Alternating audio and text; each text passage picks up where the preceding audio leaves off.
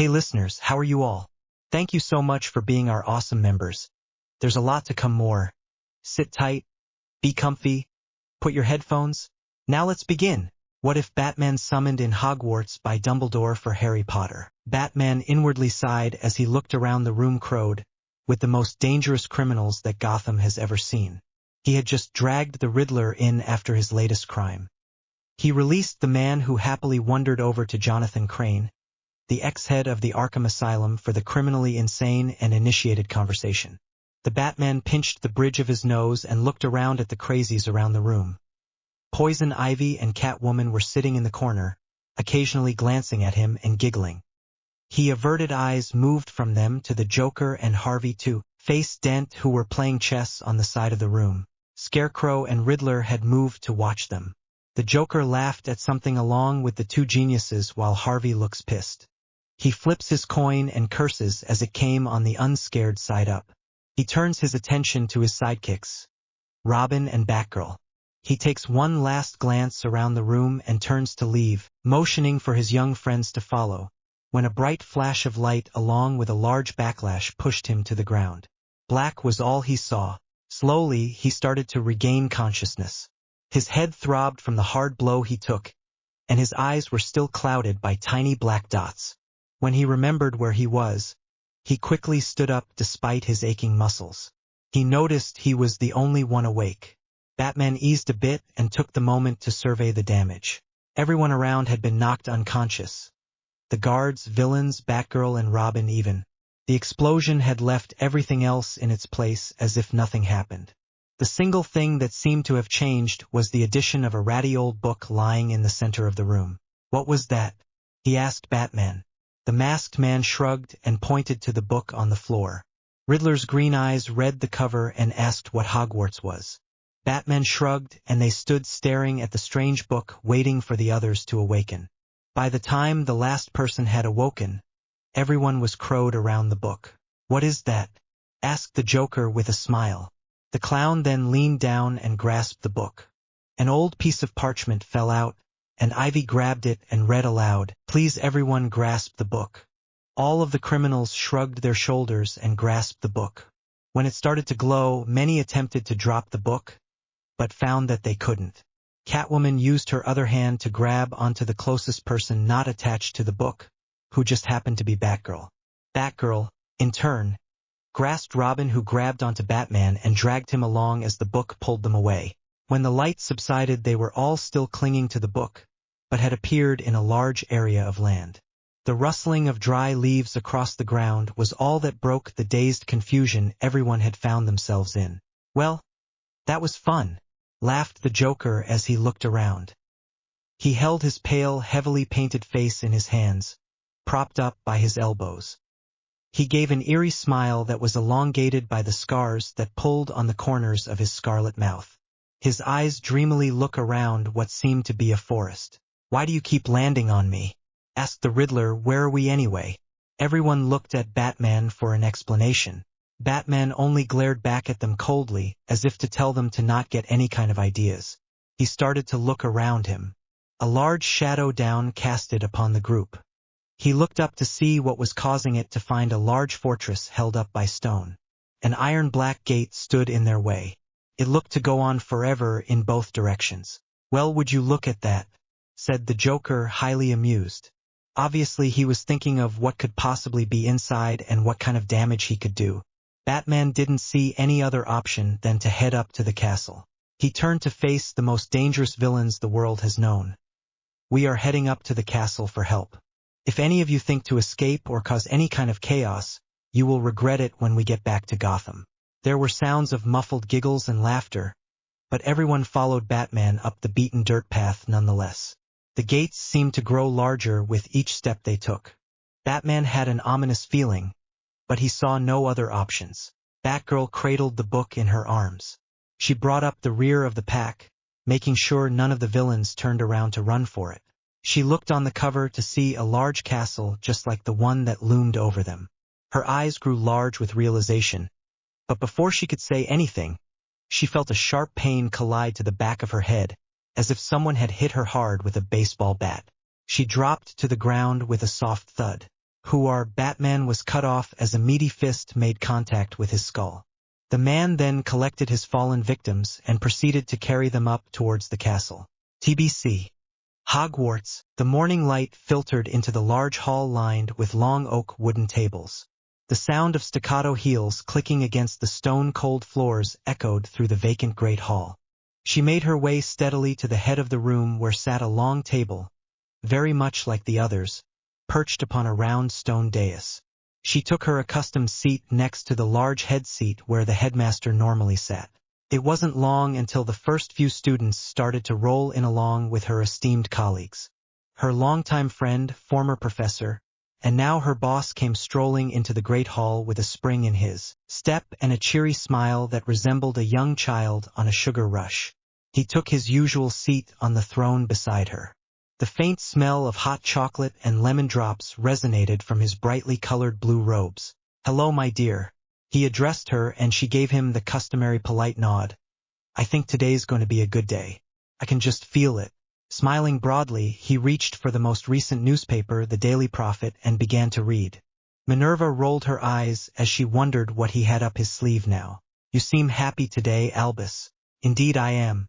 You see, Min, there has been another mysterious roundup of Death Eaters."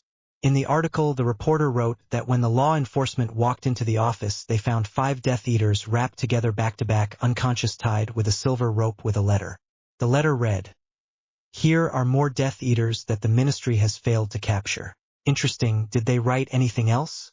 Minerva asked him, honestly sounding interested with what he had to say. "Yes, they say that the men don't remember much. Only of a slender woman with pale skin and long black curls. They said she was young and had a black mask. They even have a sketch," he said as he showed it to Minerva. "It looks almost like you." Minerva looked at Albus Dumbledore in a doubtful look before she retorted, "Oh, Albus, isn't it too early in the morning for your jokes?" "It's never too early, my dear, but I suppose what you're insinuating is right. What a shame. It would have been fun to have a vigilante as a professor at Hogwarts." He smiled with his dazzling blue eyes looking at her. Minerva just rolled her eyes once more. "Yes, it would have been interesting," sneered Severus Snape, the potion master. Minerva gave him a terrorizing glare that had worked on him when he was her student, but now being an adult, he just found it amusing. "Oh no, I'm getting one of Minerva's famous glares," he said in a mock-scared tone. Minerva's face flushed with anger as her lips thinned.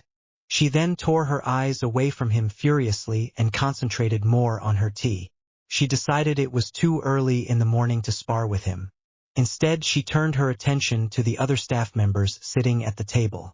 "Have you heard about another attack?" asked Pomona Sprout, a pleasantly plump woman wearing worn-down clothes covered in fresh dirt.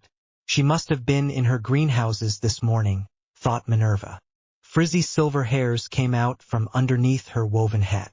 A shorter man, almost like the size of a dwarf, sat next to her. He was Phileas Flitwick, the charms professor. A large brown curled mustache sat prominently on his face. "A Dumbledore, sir. I found these trespassers on the school grounds. They claim that they don't know where they are or why they're here," explained Rubeus Hagrid, the keys and groundkeeper. Minerva stood, looking at the odd group worried, as she wondered what harm they could inflict on her students. The students, however, were surprised and were trying to get a better look. They craned their necks, trying to get better views. "Who the bloody hell are they?" asked Ron Weasley, a red-haired boy, to his best friend, Harry Potter.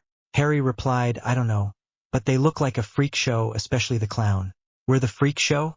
retorted the Joker. "You're the one with the large giant." "Excuse me, whoever the one they call Dumbledore, is this really necessary?" "Is what really necessary?" asked Dumbledore, now standing as well, but smiled at the motley crew. "Beating the hell out of us. I mean, we get it enough from this bat." The Joker responded as he titled his head in Batman's direction. Then a portly woman with her silver hair tucked into a white cape and had on white robes shook her finger widely at Batman, whose eyes grew wide with fear. "You dare harm a person? What do you expect? Do you really think I can care for all these people you just happen to feel like beating up once in a while?" "I'm only one person," she screamed at him. Batman tried to explain that the people he felt like beating were mental criminals that killed hundreds of people, but she didn't listen. The mental criminals just laughed at the Dark Knight situation. Please, Poppy. They are guests and we shall treat them with the utmost respect. Dumbledore cut her off. Then all eyes fell on him. Minerva grabbed his upper arm. Albus, who are these people? She whispered to him, but Albus wouldn't listen to her. Min, trust me for once, he said with the twinkle in his radiant blue eyes. Oh, how she hated them when they bore into her like that, and she reluctantly let go of him. Please, Hagrid, let go of them so they can enjoy a nice breakfast. They must be exhausted from their trip through the port key. Dumbledore ordered Hagrid. Hagrid was speechless as everyone else was, but he obliged. The other professors and students looked apprehensively as they worried what Dumbledore had in mind for their guests, and how it would affect them. The so-called guests, on the other hand, were relieved to get away from the giant. May I ask how you became so large? Asked Poison Ivy, amused by the large man before her. She wondered how long it would take for her to be able to kill him through her deadly kiss. Hagrid looked shocked by her question as he looked down at her. She lightly bit the bottom of her lip, drawing his eyes to the deadly rose lips. I'm half giant.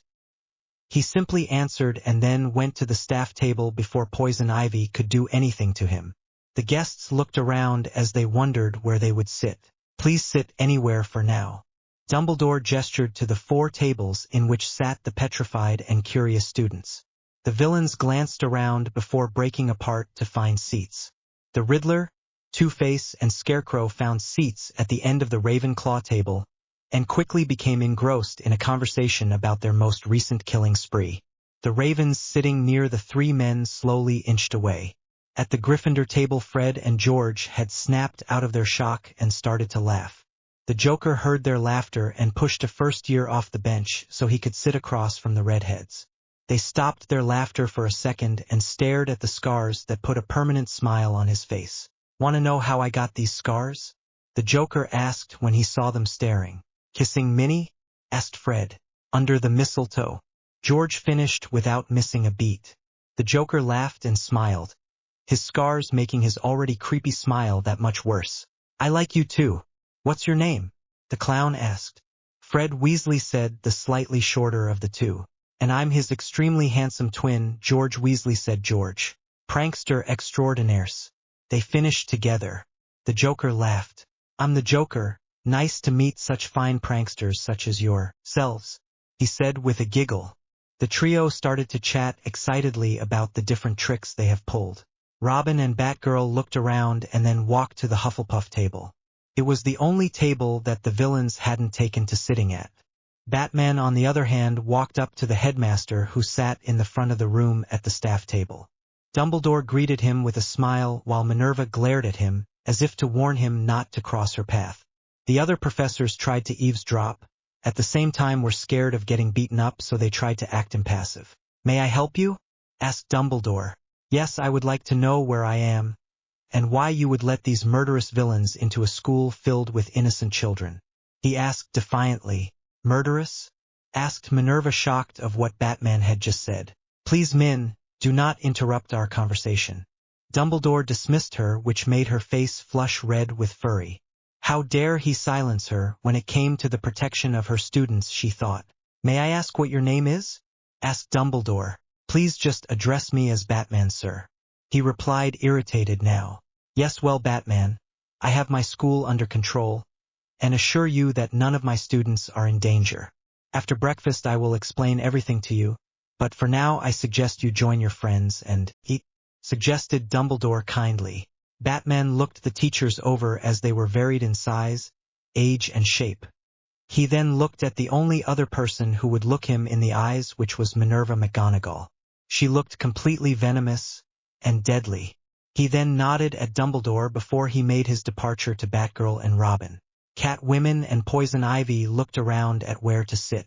They quietly decided to head to the closest table, Slytherin. They sat down next to a blonde-headed boy who quickly looked up at them. Who are you? The boy questioned. They too ignored him and started to fill their plates. The blonde, not happy to be ignored, angrily repeated the question. Who are you? You will listen to me when I speak, you muggles. The blonde yelled at the two women. Finally, the red-headed one glanced up. Poison ivy, she said simply before going back to her food. The other didn't even bother to look up to respond. Catwoman. What type of name is Catwoman and Poison Ivy? Asked the blonde. Why don't you shut up, Blondie, before I let Ivy here kiss you? Snapped Catwoman. First off, my name is Draco Malfoy, and so what if she kisses me? Retorted Draco with a smirk. I'm Poison, the redhead explained and leaned towards Draco. Her lips were about to touch his when the bell rang. The Malfoy heir jumped to his feet and raced away, startled with his almost kiss with death. Ivy sighed. Damn, saved by the bell, she said with a smirk. Dumbledore then stood up as his voice boomed through the great hall. Students and staff, resume to your normal schedules. And the new guests, please follow me to my office, he said, and then walked out of the great hall with the new guests followed behind. Batman reluctantly followed as he wondered how insane the old fool was when suddenly he felt a jerk from his cape. He was pulled into a dark corridor and his back roughly shoved against the hard stone wall behind him. He then felt a jab to his chin as it was a slender wooden stick for all he knew. I swear, if you dare lay a finger on one of my students, I shall hex you into oblivion. Her voice was cold as ice. He then noticed it was the woman that Dumbledore had addressed as Min. He was shocked and didn't know what to say. She then swiftly walked away, leaving him dumbfounded by the threat in the dark corridor. He then realized he was supposed to be following Dumbledore, so he put the thought to the back of his mind as he ran after the group. Soon they all stood before the headmaster in a circular room filled with moving portraits of older witches and wizards. They looked around somewhat amazed, but mostly confused. Complex instruments them, and Joker looked at them amused, wondering what chaos they could create. Hello everyone, and I welcome you all to Hogwarts School of Witchcraft and Wizardry. I am Headmaster Albus Dumbledore. You are here because you are the world's worst criminals. There is another, but I wouldn't danger the safety of my students. And you think they won't try to kill your students? Blurted out Batman. Oh, trust me, they're not so bad compared to Lord Voldemort. Dumbledore reassured them. Oh, who's this Valdi fellow? Asked the Joker, now averting his attention from one of Dumbledore's many things. His eerie smile elongated by the new sudden information. Dumbledore sighed before he explained. Lord Voldemort is the world's darkest wizard of our time. He is trying to rid the world of Muggleborns, and Muggles for that matter. Muggles are people who are non-magical. You see, Hogwarts is a school for wizards and witches. No kidding. Interrupted Poison Ivy. I mean, it's only in the name and everything. Yes, well, we teach magic here to the young minds of the witches and wizards of today. Okay, but I don't get how that involves us being here. Interjected Two-Face. Well, you're here to change your ways, and I will be here to help you. The less evil we have in the world, the better the future for our children will be. Dumbledore stated, and the villains looked disbelieving at him. Then why are we here? We're the good guys, exclaimed a confused Robin. I didn't expect any of the heroes to be with the villains, admitted Dumbledore with a shrug. Well, then we can leave, right? We still have a city to protect, requested Batman. I think it would be best if you stayed. After all, the city's worst is here, and if what I've heard about you is correct, then you're not as sound in the head as you'd like to think. Dumbledore explained with a twinkle in his eye. Most of the villains laughed at the old man's explanation. See, we're not the only ones that think you're a nut, Batsy, cackled the Joker. Batman just balled his fists. He wanted to yell, don't call me that, and punch him in the jawline, but it would only prove his point. Well, the best way I think you can explore Hogwarts is by simply exploring. If you need anything, please just ask me or my deputy headmistress. Dumbledore told them, and then he did a hand motion as it indicated for them to leave his office. The door to his office opened for them to leave, and they were going to take full advantage of it. TBC. The villains were frenzied and excited, but yet at the same time apprehensive. This was a magical school filled with unknown dangers. They all stalked off and went their separate ways. Batman and his friends split up to make sure they could all keep an eye on the villains and make sure they weren't harming any students. Batgirl followed Poison Ivy and Catwoman. Poison Ivy had wanted to go outside since she'd rather be with nature than in the cold, unfeeling stone enclosure. As she walked out of the large oak doors, she felt a light, refreshing breeze ripple through her bright fire-red hair. She walked nonchalantly as Catwoman stayed nearby with her blonde locks swaying to the movement of her gait. "Look, Selena! A greenhouse! Let's go!" Poison Ivy cheerfully yelled as she ran down towards one of the many greenhouses. There was a group of students that already occupied the greenhouse, but Poison Ivy was more interested with the new exotic plants she's never seen before. A pleasantly plump woman with frizzy gray-silver hair and shabby cloths covered in dirt came over towards them. "Hello, I'm Professor Pomona Sprout, but you can just call me Pomona. It's nice to have you at Hogwarts, but unfortunately I'm in the middle of class right now, and would prefer if you came back at a later time." Pomona told them in her sweet voice that has been compared to honey, but they paid little heed to her. Poison Ivy just simply pushed the old witch aside as she made her way farther into the greenhouse and said, "Sorry, I won't need your help." Pomona looked offended, but she would never be rude to guests. It was not in her nature.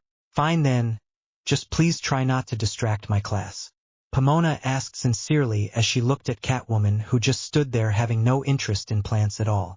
"Don't tell me, tell her that," Catwoman said defensively as she then left the greenhouse with a swish of her black tail behind her. She found Pomona to be weak and predictable, easily manipulated. Overall, she found the woman boring. Catwoman liked a challenge, as she liked to surround herself with chaos and trouble as much as she could, even if she would have to start the fire herself. She thought of things that would amuse her for now. An idea then struck her and she was determined to see it through. Batgirl followed Catwoman in her pursuit as she knew the sly woman had something up her sleeve. Robin had followed Two-Face and the Riddler into the Hogwarts library. The appearance of Two-Face nearly gave Madame Pants a heart attack. It was a grisly scene to see half of a handsome fair-skinned man with soft chestnut hair and warm chocolate eyes. But the other side of the face was an entirely different story. The other side was brunt flesh that hung tightly against the facial bones. The warm chocolate eyes were replaced with an insane, almost jaundiced hue with still the electrifying blue irises. There was nothing else on the face but the burnt rotten flesh, which frightened most of the students out of the room. Madame Pants was ready to leave herself if it weren't for her love of the thousands neatly categorized and in alphabetical ordered books. She followed them secretly through the library, making sure that no harm came to her books, though she didn't do a very good job as she thought. Two-Face felt her presence as it aggravated him greatly. He flipped his silver coin, watching the coin spinning through the air. The Riddler watched his friend's coin land into the firm outstretched hand as it was revealed the chance of fate. The unmarked side had shown. "Damn it," Two-Face swore as the annoying elderly woman was spared. Riddler rolled his eyes and put his hand warmly on Two-Face's shoulder. "Don't worry, her time will come, my friend," he assured him, and then looked through the organized books. He wondered where to start first. The Riddler was a very logical man, as he loved information and absorbed it like a sponge to water. He needed information if he were to come up with new riddles, so he picked one off the shelf and encouraged his friend to do the same. Two-Face had a grimace look on his perfect side of his face, and he picked up a book on his friend's request. Batman looked after Scarecrow and the Joker, but he was distracted when he heard the familiar strict tone that had pulled him into a dark corridor a few hours ago. He peeked into the room as he saw the elder woman in emerald green tartan robes standing in front of the class. With a flick of what looked like a slender stick, there appeared writing on the board behind her. It must be a wand, he thought, and it was the wand that she had placed firmly at his throat, threatening him. He wondered if she could be trusted. It seemed like she was the only sane person around. Batman then regrouped his senses, but it was too late. He had lost track of Scarecrow and the Joker. The castle was too big for him to quickly search, and too much time had passed that they would be far away by now. All he could think of doing now is entering the classroom and watch her lecture. He silently entered the room and sat in the back of the classroom. "Hey, Harry, isn't he one of the guests?" Ron asked Harry, as he watched the tall black figure walk in and take a seat in the back. Harry nodded as he saw how the man had what seemed like a costume, but wouldn't dare say it out loud. Minerva had noticed him walk in too, and he felt her glare from her bright green eyes upon him. He slightly cringed in his seat, just like he had cringed in front of Madame Pomfrey. What was it about witches that made him so frightened? The bell rang and the students had existed except for Batman, who couldn't move under the professor's most famous scowl. Once the last student was out of the room, he heard the wooden doors slam shut as he saw a translucent blue wall form over it. She was quickly upon him. "Who are you and why are you here?" she asked sternly as her deep green eyes bored deeper into his. "I'm Batman." "I come from Gotham City, which is in America. From your Scottish accent, I'm guessing I'm in Scotland," he answered as he wanted some answers in return. "Yes, you are in Scotland. But why are you here? You haven't answered my question yet." Batman didn't know what to say since he didn't quite understand the older wizard's logic. "Headmaster Dumbledore told me that the world's worst criminals were summoned here, and I was somehow accidentally dragged along. How am I supposed to know you're not one of the villains?" she asked as her voice did not waver. Her one eyebrow arched dangerously. "You don't, but you're going to have to trust me. I helped put the ones that are here in jail." "Is that so?" she questioned him doubtfully. "How am I supposed to know you're not on the dark side working for Lord Voldemort?" Batman asked. Two could play this game. She winced at the name of the Dark Lord, and he noticed her sudden discomfort and thought it could mean that she was about to be discovered, or had a bad past with the fellow. "You do not speak his name. You address him as he who must not be named. He and his Death Eaters have caused so many deaths and fear in people that people fear the name itself," she replied with less fierceness in her voice. "Death Eaters? Yes, they are his loyal followers. They are all marked and branded with a simple mark on their left forearm." "So you do not have one of these marks?" he asked her, and she looked at him furiously that he would suspect such a thing. She rolled up her sleeve so he could see her left forearm as it was clear of any mark. "Happy?" she asked him sarcastically, but before he could answer she leaned toward him threateningly. "So where's your proof of innocence?" Batman thought of the answer as he didn't know. It was just naturally known he was the good guy in Gotham, but not at Hogwarts. He was saved by a sudden burst of the doors as Dumbledore walked in. "There you are, Min, and I see you have already gotten acquainted with one of our guests," he said happily, but Minerva still looked quite the opposite. "I just wanted to inform you that tomorrow we will have our first group therapy sessions, and I would like for you to attend for moral support." Minerva gave a sarcastic, cheerful smile and turned on her heel out the door. Batman found the woman to be intriguing in some ways and intimidating in others. He knew she was someone to keep an eye on. "Well, isn't she just delightful? I'd love to stay and chat, but I should probably go now so I can catch up to her in time," Dumbledore said as he ran off after her. For a second Batman wondered if they were married since they bickered like an old married couple, and the way Minerva had grabbed the headmaster's arm during breakfast. Not most colleagues would do such a thing to their boss, but his thoughts were suddenly put on hold. Another figure had then popped her head in. It was the infamous Catwoman. She flipped her blonde hair and walked in. She stood before him and then cracked her long black leather whip as the sound resonated through the room. He had little time to react before she, "Yes, I do not wish to toy with you right now. Oh, but you're hurting my feelings," she whimpered and then purred into his ear. "You know you want me, so much for being innocent," interjected a woman's voice, and both Batman and Catwoman looked up to see the tall professor standing at the doorway. Batman got up, but Minerva had already walked away. Something about her made him want to prove that he was the good guy. He was a vigilante, but how could he prove that? Then the idea struck him. After the meeting with the headmaster, the Joker was excited at the prospect of being able to roam the castle. He wandered away from the office with Scarecrow at his side. The chestnut brown-haired scientist's eyes were roaming the hall, occasionally glancing back at the masked man who followed them. The Joker smiled at the moving pictures, who at the sight of the grin started darting off to a neighboring portrait. The clown laughed and continued walking, not noticing that Batman and Scarecrow had left his presence. He walked down a few flights of stairs, amused by the few that would disappear as he stepped on them, and found himself in the dungeon part of the castles. He heard the familiar laughter of the twins he had met at breakfast and decided to investigate. He walked into a classroom filled with students that had been split into pairs of two. They were standing, mixing ingredients into small copper cauldrons. Curious, he wandered over to the twins when he spotted them laughing in the back of the class. "What's so funny?" He questioned them as he ungracefully slumped into the empty seat next to them. They jumped and the clown laughed. They too joined him in his laughter. Fred pointed to the front of the room where a boy in Slytherin robes was covered in green slime and starting to grow large, pus-filled boils all over his skin.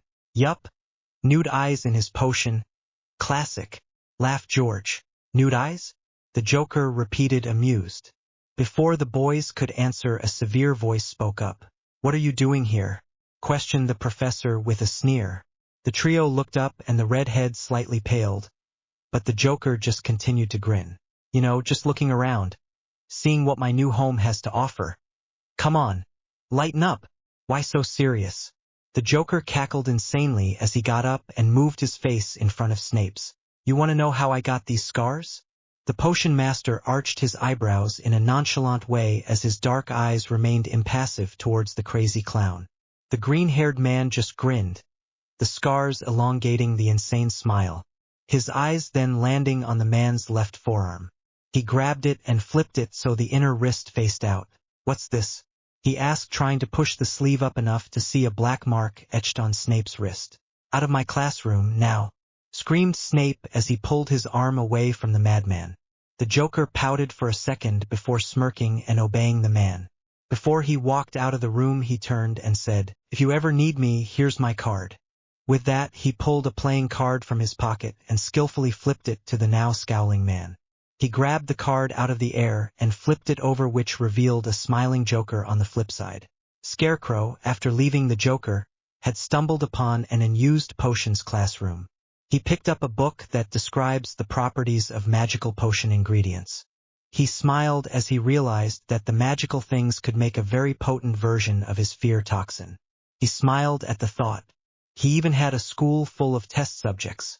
He laughed a little and got to work of find the right things he would need, muttering a little rhyme under his breath. Beware the stare of Mary Shawl has no children, only dolls. And if you see her in your dreams, be sure to never, ever scream. Scarecrow laughed at the thought of screams, then got back to work. Maybe this new place wasn't so bad after all. TBC/N. Yeah, we do not own that little rhyme, Scarecrow just said.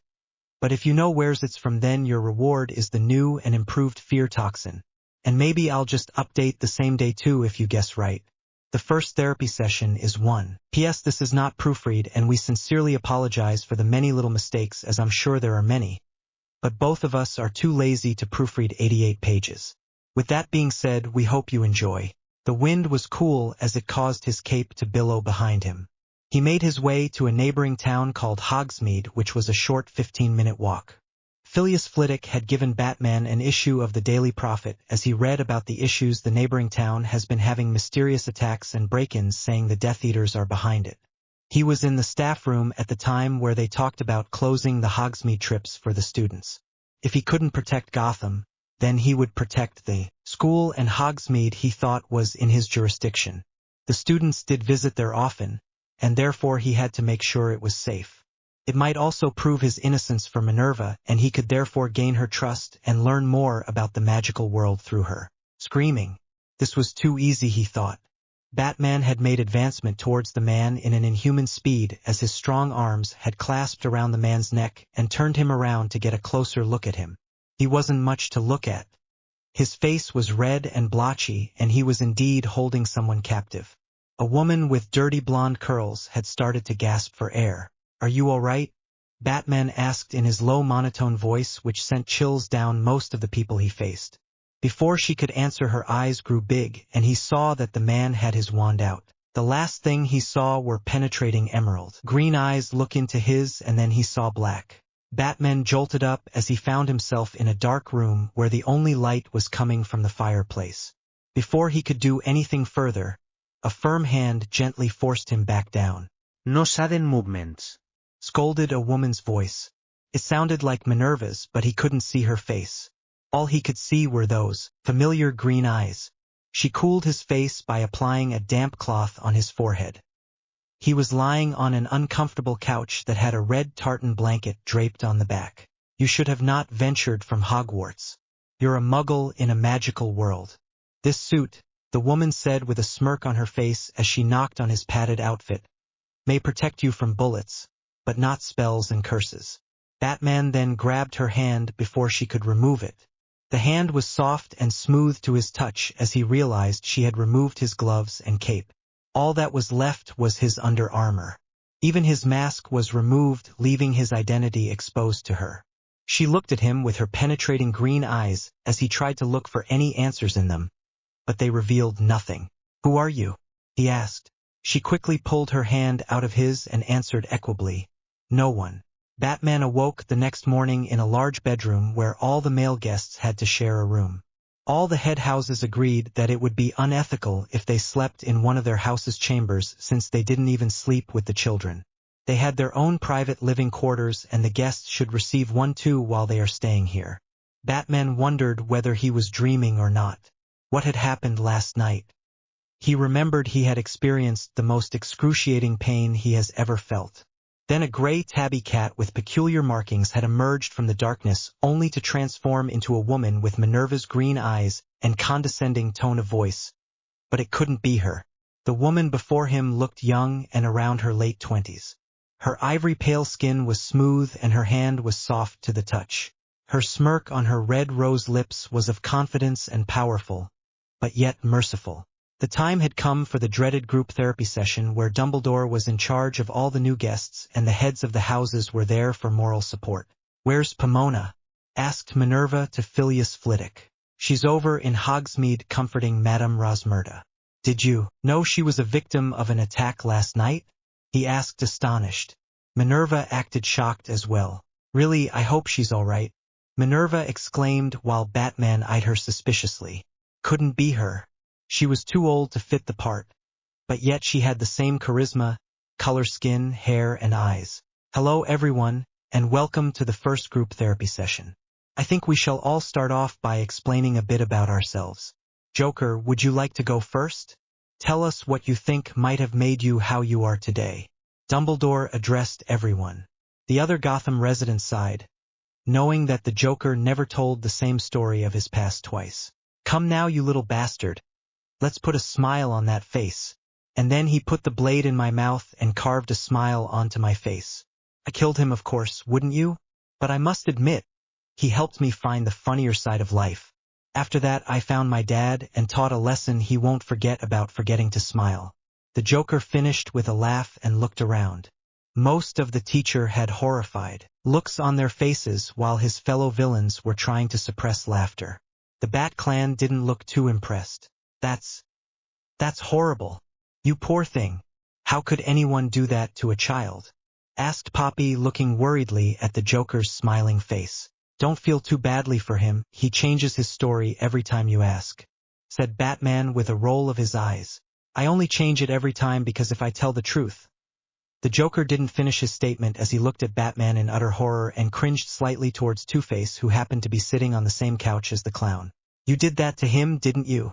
You beat him," accused the nurse, then turned her attention back to the Joker. "You poor thing. Does he hurt you a lot?" The Joker's only response was him throwing his arms around Two-Face and pretending to sob into his shoulder. Two-Face just sighed and pat his green hair, already used to the Joker's antics. "What? But I don't." The Batman stuttered, trying to explain, but could find the words under the glare of the overprotective Medi. The silence was broken by the Joker falling to the floor, laughing along with the other criminals. The teachers just looked confused, but decided to ignore it and continue on. Batman turned back to the laughing group, still wary of the nurse's glare on his back. "Well, that was interesting. Any volunteers to go next?" asked the aging man as he looked around expectantly. "Two-Face here wants to go," said the Joker from the floor as he readjusted his position to lean back against the scared man's legs. The man sighed, and then smiled, an idea coming to mind. "I used to be a lawyer and engaged to the most beautiful woman alive until he," Two-Face said as he pointed to Batman, "ruined it. It's okay, he's hurt us all, and I thought I was messed up," consoled the Joker. Poppy looked fuming while Snape looked uninterested. Minerva was looked from all the different faces as she tried to sort out who was the one being honest and who was not. You were the one who did that. This is it, Professor Dumbledore, I didn't do any of this," screamed Batman as he got up immediately from his chair. Batgirl and Robin got up to hold their friend back from causing harm to anyone. Well, he clearly has anger management issues. Snape jeered as he looked at Batman. I'm afraid, Batman, that Halloween hasn't arrived yet. You're a month early. Batman looked at Snape with dangerous eyes. You're the one to talk, Sirius, interjected Minerva. You look like an overgrown greasy bat yourself. There are many unpleasant things you look like, Minerva, but at least I have the decency not to mention any to you, snapped Snape. Minerva looked at him with livid eyes as Dumbledore went to stand in between them to keep the fight from continuing. You can quarrel later. Is anyone else willing to share? Dumbledore asked. I'll go, said Catwoman. About 4 years ago I was just waitress, and then Batman swept me off my feet. He was a great boyfriend at first, practically perfect. He was always kind, complimenting me, but then he changed. He started to seem frustrated and angry all the time. When I asked if I had done something wrong, he just got this strange glint in his eye. Then one day he came home and walked into our room. I was asleep, but was woken up by him pulling me from the bed and throwing me to the ground. He started to insult me and beat me, then he. By now tears had been pouring down her face and she stopped to let out a sob. Minerva raised an eyebrow in disbelief. Madame Pomfrey had come to Catwoman's side as she hugged her. It's all right, dear, you're quite safe from him now. She reassured her. Hold on, Poppy. Things doesn't seem to match up, Minerva pointed out. Now all eyes were on her, including Batman's. For a rape victim, I would imagine the victim would refrain from flirting with her rapist, she pointed out. Catwoman looked up at the elderly woman with stained tracks of fake tears down the sides of her face. How could I flirt with the man who took away the daughter we had created? She asked as she started to sob once again. It's all right, darling. We'll find her. Poppy soothed her as she patted her on the head. No, Catwoman said as she shook her head. He killed her. I did not kill her. How could I when you took her away? Yelled Batman as he'd had enough with them blaming their pathetic lives on him. How could you say that? She was beautiful. She was your own flesh and blood. You know what you did, screamed Catwoman. Batman was furious and over the edge. I think we're getting a little too carried away here. I for one sure don't think Batman raped you. You were throwing yourself at him yesterday, Minerva pointed out once again. Poppy looked at her dear friend Minerva and then at Catwoman. I would be happy to give the memory to you, Albus, but seeing that we have no time left in today's meeting, we shall leave it for next time. Yes, indeed. Well, I for sure am hungry. Is anyone else? Asked Dumbledore, looking around. None of the staff had an appetite after the horrific stories they have just heard, but the villains hadn't lost theirs. Right then, off to the Great Hall for dinner, Dumbledore instructed and left the room. Batman couldn't move as he was so tense and angry. Catwoman and the rest that have shared their false stories had slowly gotten up as they acted like they were depressed. Hey, has anyone seen Scarecrow? Asked the Riddler as he had just noticed. Everyone had left except for Batman and Minerva. She had come up to his and looked down upon him. You didn't do all those things, did you?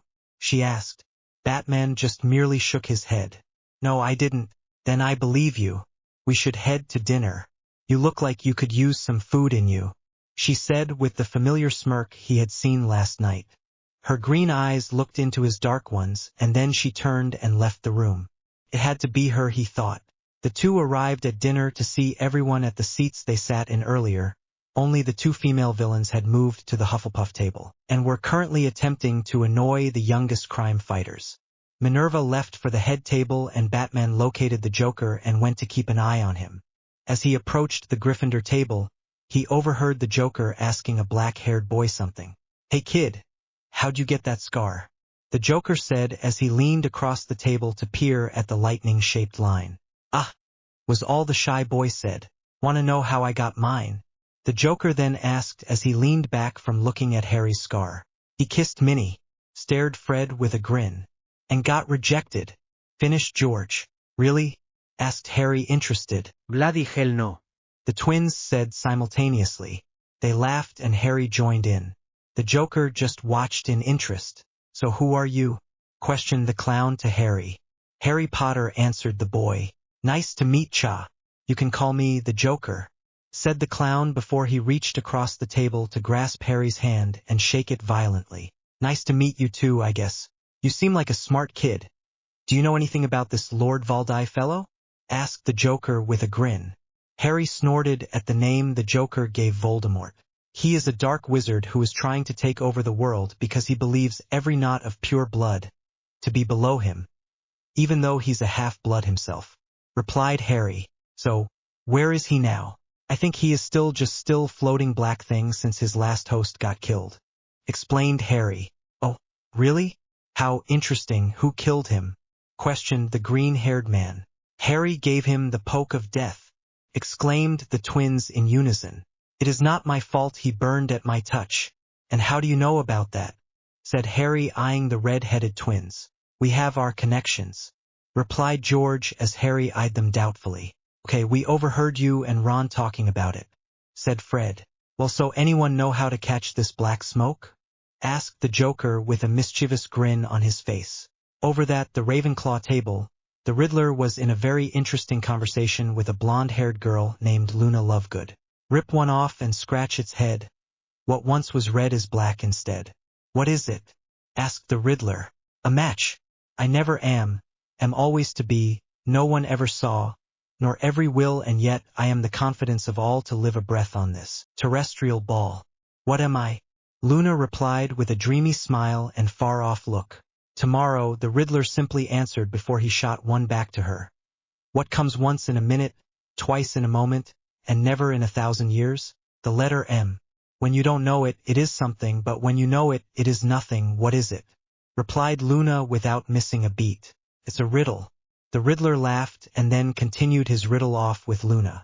Two-Face watched the two try to out-riddle each other and shook his head, not understanding their strange conversation. Instead, he busied himself in wizard history books of famous trials and riots through their history. He already knew everything about Muggle history and was intrigued as to how the two worlds had intertwined with each other, but the Muggle world still knew nothing of the magical world. Poison Ivy and Catwoman sat at the Hufflepuff table as they would taunt Batgirl and Robin. After a while, though, the two stopped responding and they got up and left. Ivy going to talk with Two-Face and Catwoman went to flirt with Batman at the Gryffindor table. She placed her finger lightly on his shoulder as it reached up to his neck.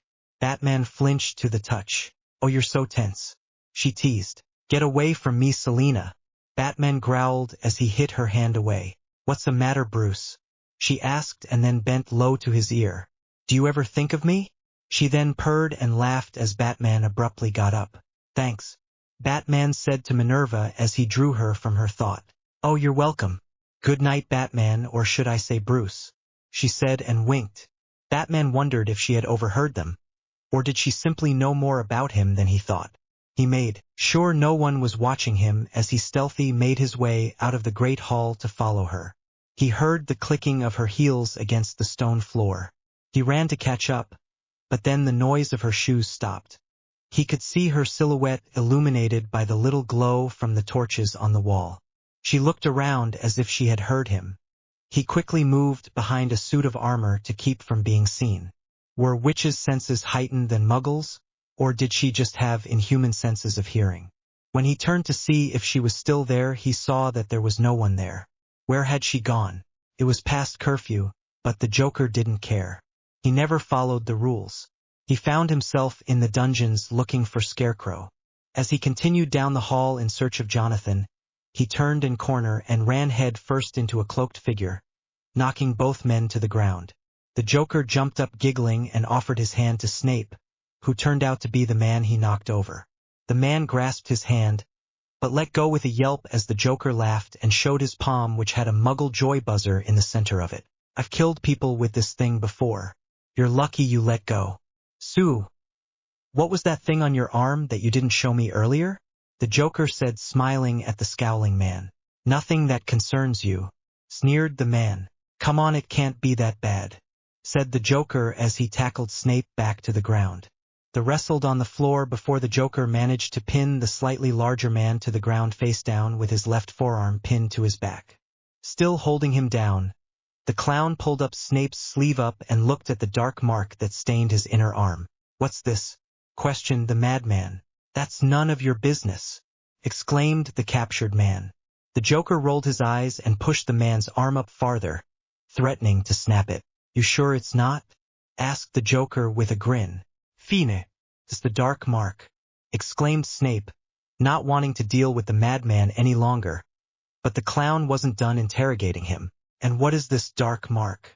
Grinned the clown. Just a tattoo. Snape attempted to convince the Joker.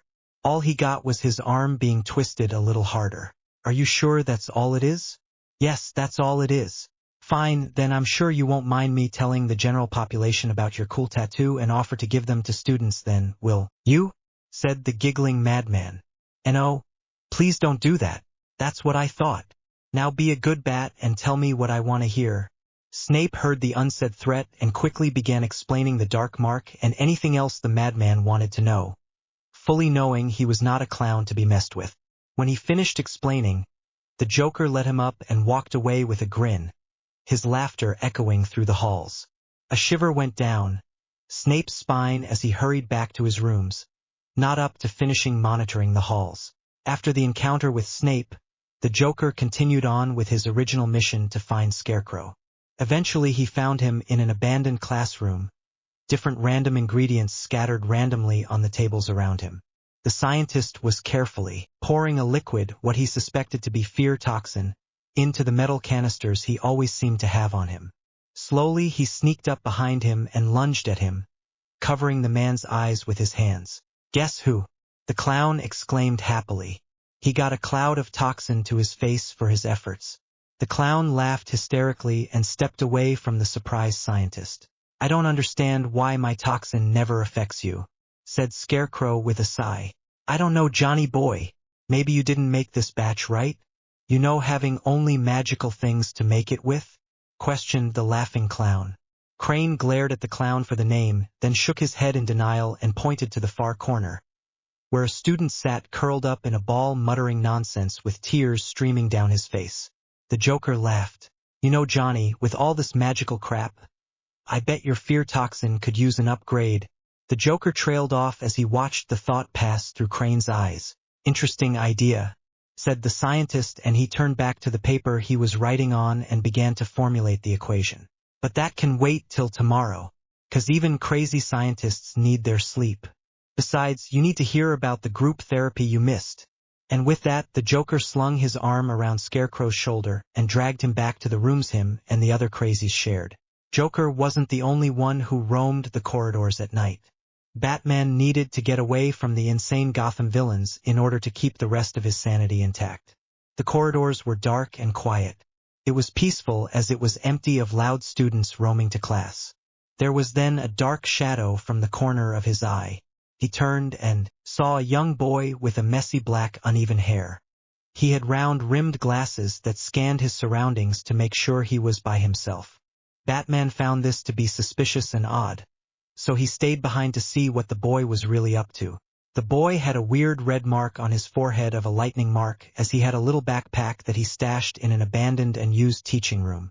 The boy then rushed back down the corridors as he passed Batman. Once the boy was gone, Batman went to investigate further into what was inside the bag. Inside was a dark black cloak. It was silky and soft as it felt like water in his fingers. As he inspected it, he realized that his figures had disappeared underneath the fabric.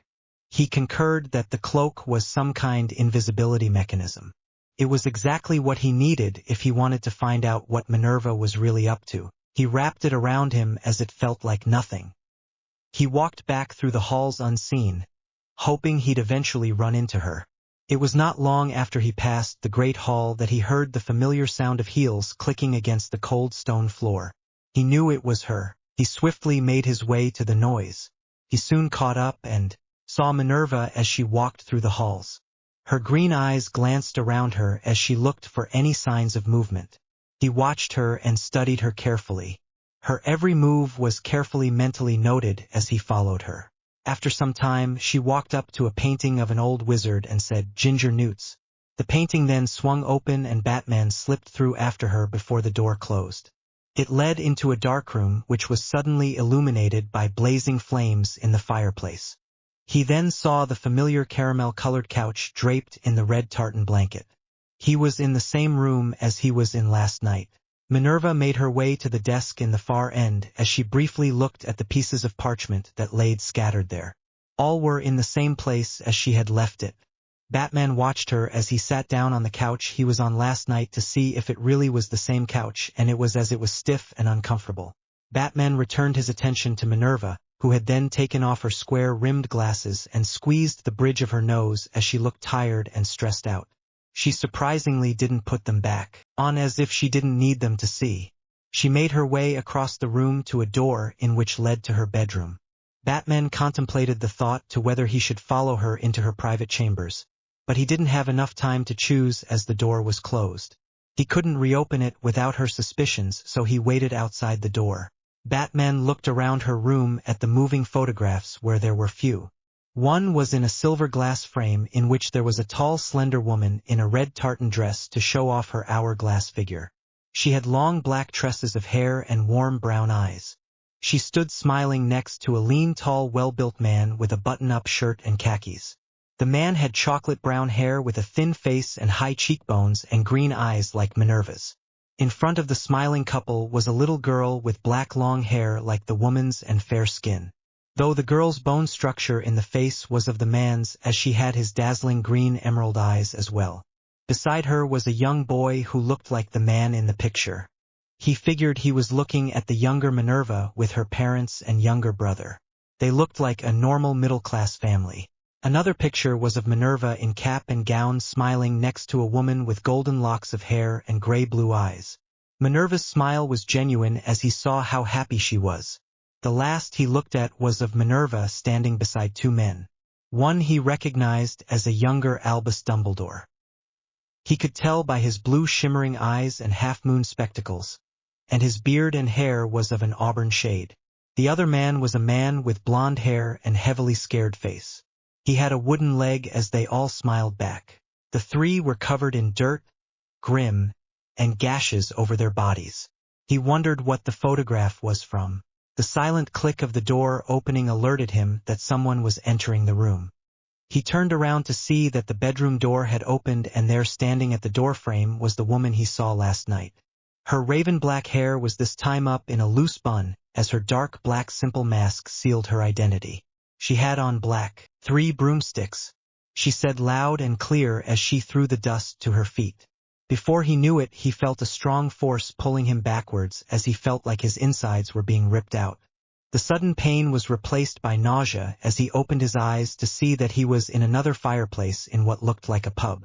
The lights were out as the chairs sat on the clean wood tables. In the corner of the room sat the same dirty blonde-haired woman he had seen the previous night. She looked up to see the vigilante standing before her. The young woman made her way towards the other woman who was now trembling. "Rosmerta, do not be afraid. I told you last night I would check up on you, and so here I am," assured the dark-haired woman. Rosmerta still trembled as her blue eyes stared large and wide at the masked woman before her as she uttered, "What do you want from me?" The masked woman took the chair down that was facing opposite of Rosmerta and sat down. "I wanted to ask you if you knew the man who had attacked and why." I don't know. Could have been a Death Eater that's working for Sirius Black. He escaped Azkaban, you know. Only person in his history to escape Azkaban. She stammered as shivers ran down her back every time she mentioned Azkaban. "I know, but can you think of any reason why they would want you?" The masked woman asked again, more stern than before. Rosmerta just shook her head. "I'm sorry, I don't know." The masked woman sighed and got up from the table as she set the chair back to where it was. "Thank you for your time. Keep safe," the masked woman told Rosmerta as she left the pub and walked down the streets for a few seconds before turning into the gray tabby cat with the distinct markings. Batman followed closely behind only to find himself sitting next to the cat on a rooftop.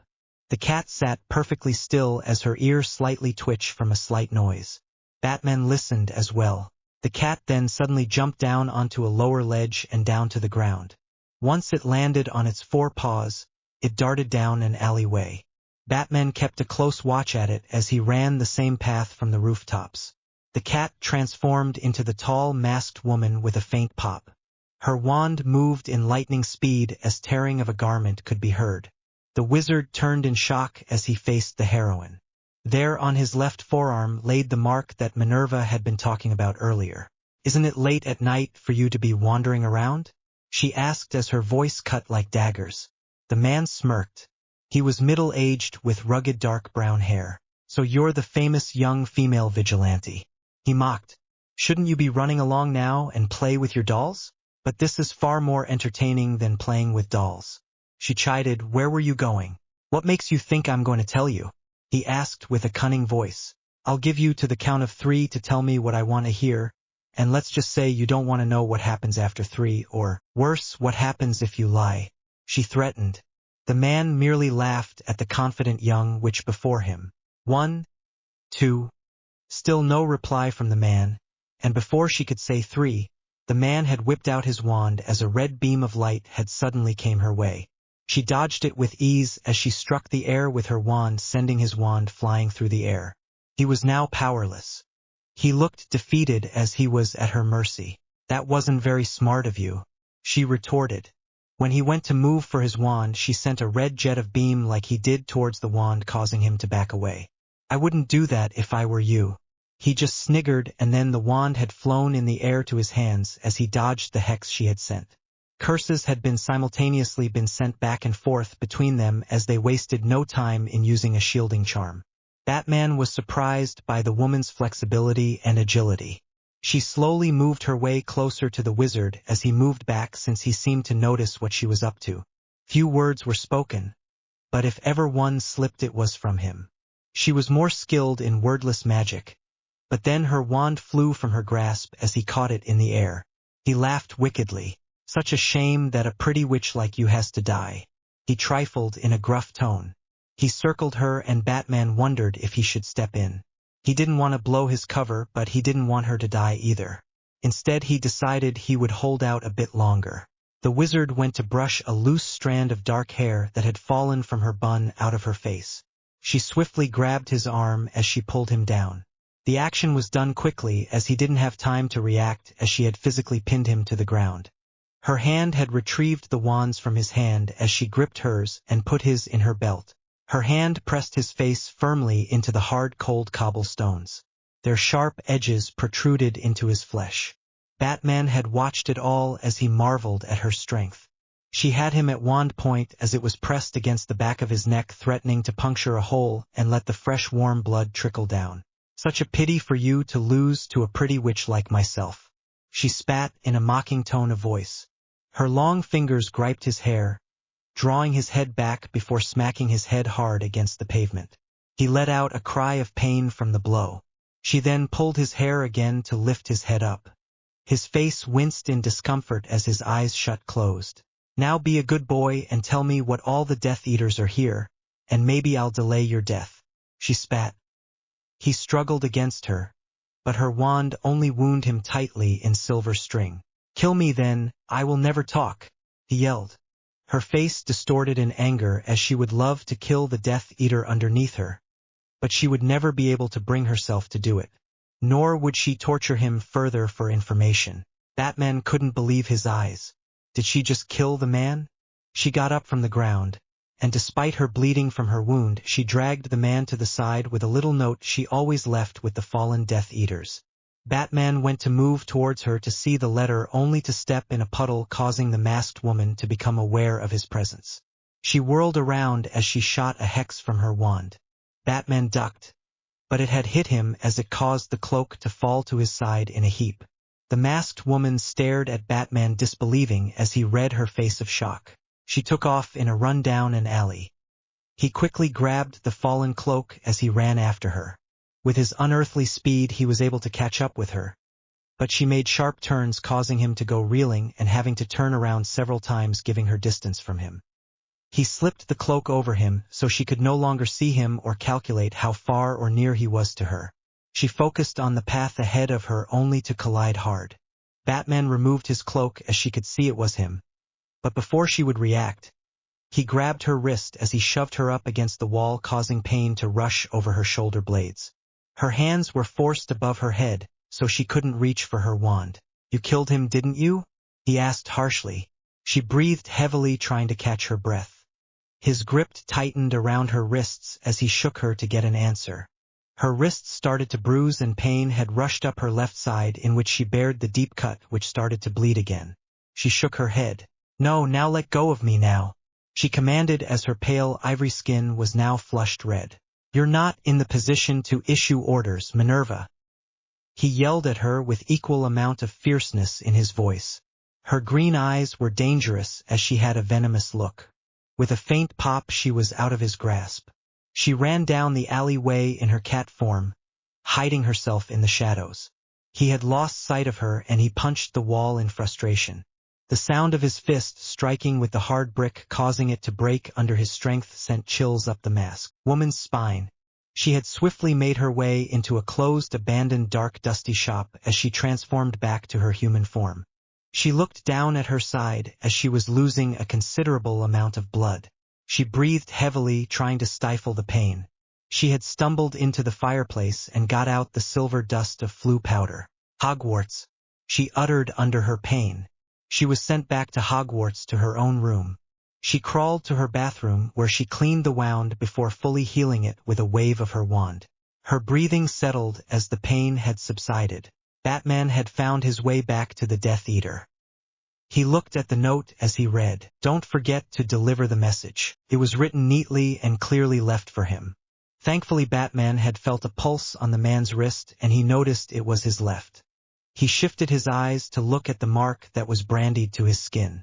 It was done in black ink as it was of a skull with a snake protruding from its mouth. She had told him the truth, and he realized he shouldn't have been so rash and rough with her. He made his way back to the castle silently.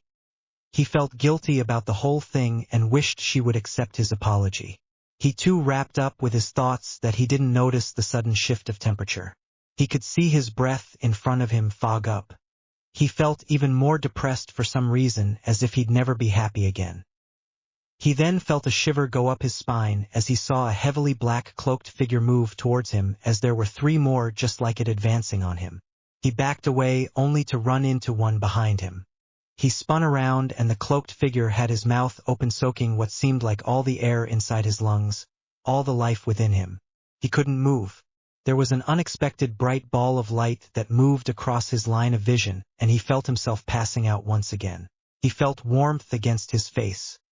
He opened his eyes as he stared at the open dancing flames in the fireplace. He sat up only to feel weak, tried, and completely drained. "Don't make any sudden movements," scolded a familiar voice. He quickly turned around hoping to see the masked woman, but instead it was Minerva as her normal self. She was wearing a white silk nightdress with matching robes to go with it as it hung loosely around her thin, tall frame. She handed him something in a wrapped plastic package. "Here, eat this. It will make you feel better," Minerva exclaimed, and he took it from her hands. It said chocolate frogs on the wrapper, and it was indeed in a form of a chocolate frog. "I was only following you," he said as he expected to get a reaction with this, but she shook her head nonchalantly. "I don't know what you're talking about. I've been here since midnight until I had to do my night shift round. You were lucky that I started on the grounds first, or else the Dementors would have sucked your soul out before I could reach you."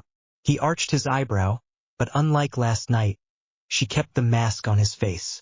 "No, you went to Hogsmeade where you checked on Madame Rosmerta. Then you had a fight with a wizard. Oh, how's your side?" "My side? What would be wrong with my side?" she questioned as she looked confused. But he knew she was lying.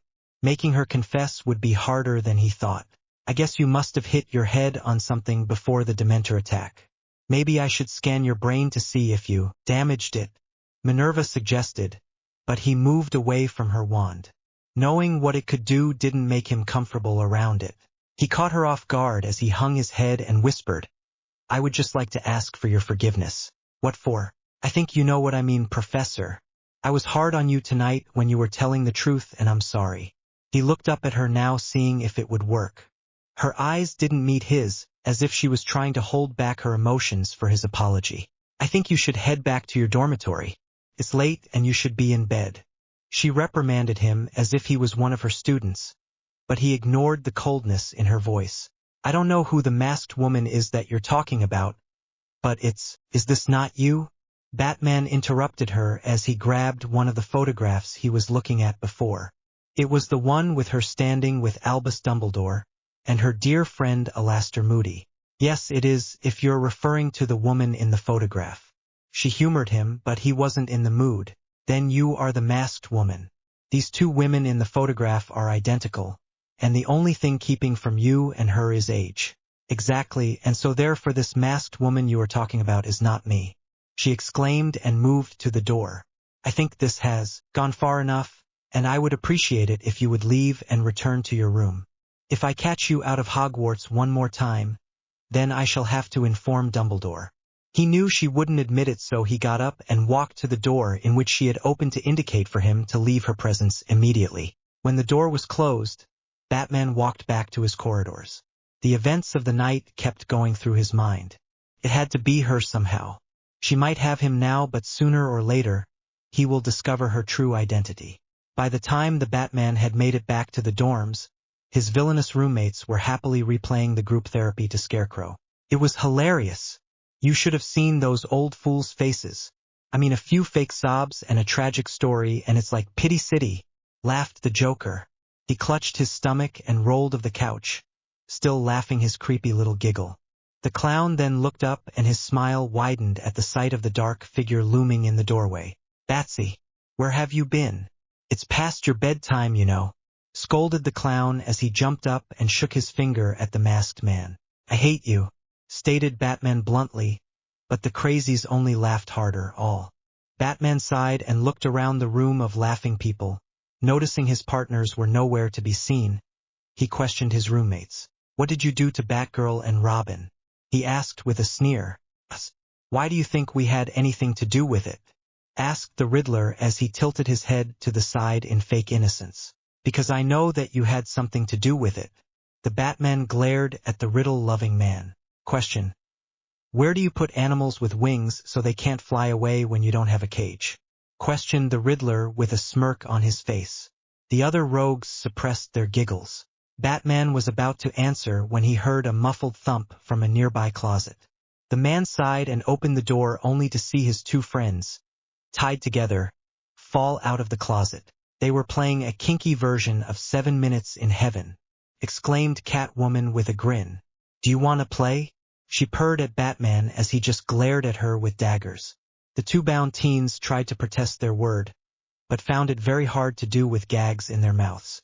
Batman pulled out a small knife and cut the two loose. The two now freed teens glared at the smiling villains before stomping up the stairs to their rooms. Hey Harvey, what ya reading? Asked Ivy as she leaned over and tried to snatch the book from the ex-lawyer. It's a book on wizarding laws and politics. He replied, dodging her hand. Why you reading that? She asked. I've got an idea, he said with a smirk while Ivy raised an eyebrow but then let it go. She really didn't care what the scared man got off on. The next morning the group made their way down to the Great Hall again for breakfast. They quickly broke apart and wandered off to their claimed tables. The Joker quickly spotted the boys he was talking to yesterday and made his way over to them. Fred, George, Harry, would you guys be up for helping me with something? Asked the grinning man. 3 boys looked up at the sound of their names. Depends on what it is, said Harry, knowing not to fully trust people with smiles like the Joker's. Oh, nothing big. I just need some people with a good sense of humor who would be willing to shake things up a little. As the Joker said this, he looked at the 3. Were stared George. And finished Fred. Expellent. What about you? The Joker turned to Harry. I'll have to think about it, he replied apprehensively. He was more worried about finding his invisibility cloak than pulling a trick on someone. Sure thing. Take all the time you need. I'm a patient man. The Joker smiled. This place follows the plan far too much for his liking. After everyone had eaten, Dumbledore stood up and stared to speak. Good morning, students. I would like to ask anyone if they have any information on why Justin Gladake was found crying that in the halls last night. He asked as his blue eyes scanned the room. Scarecrow stifled his laughter and the Joker looked at Scarecrow knowing he was the one who did it. Dumbledore might have been off his rocker quite a few times in the past, but he wasn't a fool when it came to spotting the guilty. Dumbledore then looked sincerely towards Scarecrow as he said, "Now I would like to call you to the couch first." "Me there? Like actually laying on there?" questioned Scarecrow. "Yes, that's the intention." Dumbledore responded with twinkles in his eyes. "I'd rather stay in my sit here if you don't mind, sir." Scarecrow asked with the most kindness he could muster within him. "All right, fair enough, just tell me, did you use fear toxin on Justin Gladake?" he asked. Scarecrow looked at him dumbfounded as he didn't understand how he knew about his fear toxin. "Yes, I know about your fear toxin," Dumbledore replied as if he was reading his mind. "You don't think I would invite the world's deadliest criminals without doing research, did you?" Scarecrow had to give the man credit. He wasn't as crazy as he thought he was. But then again, why would he invite all these dangerous people knowing what they could do in a school filled with children?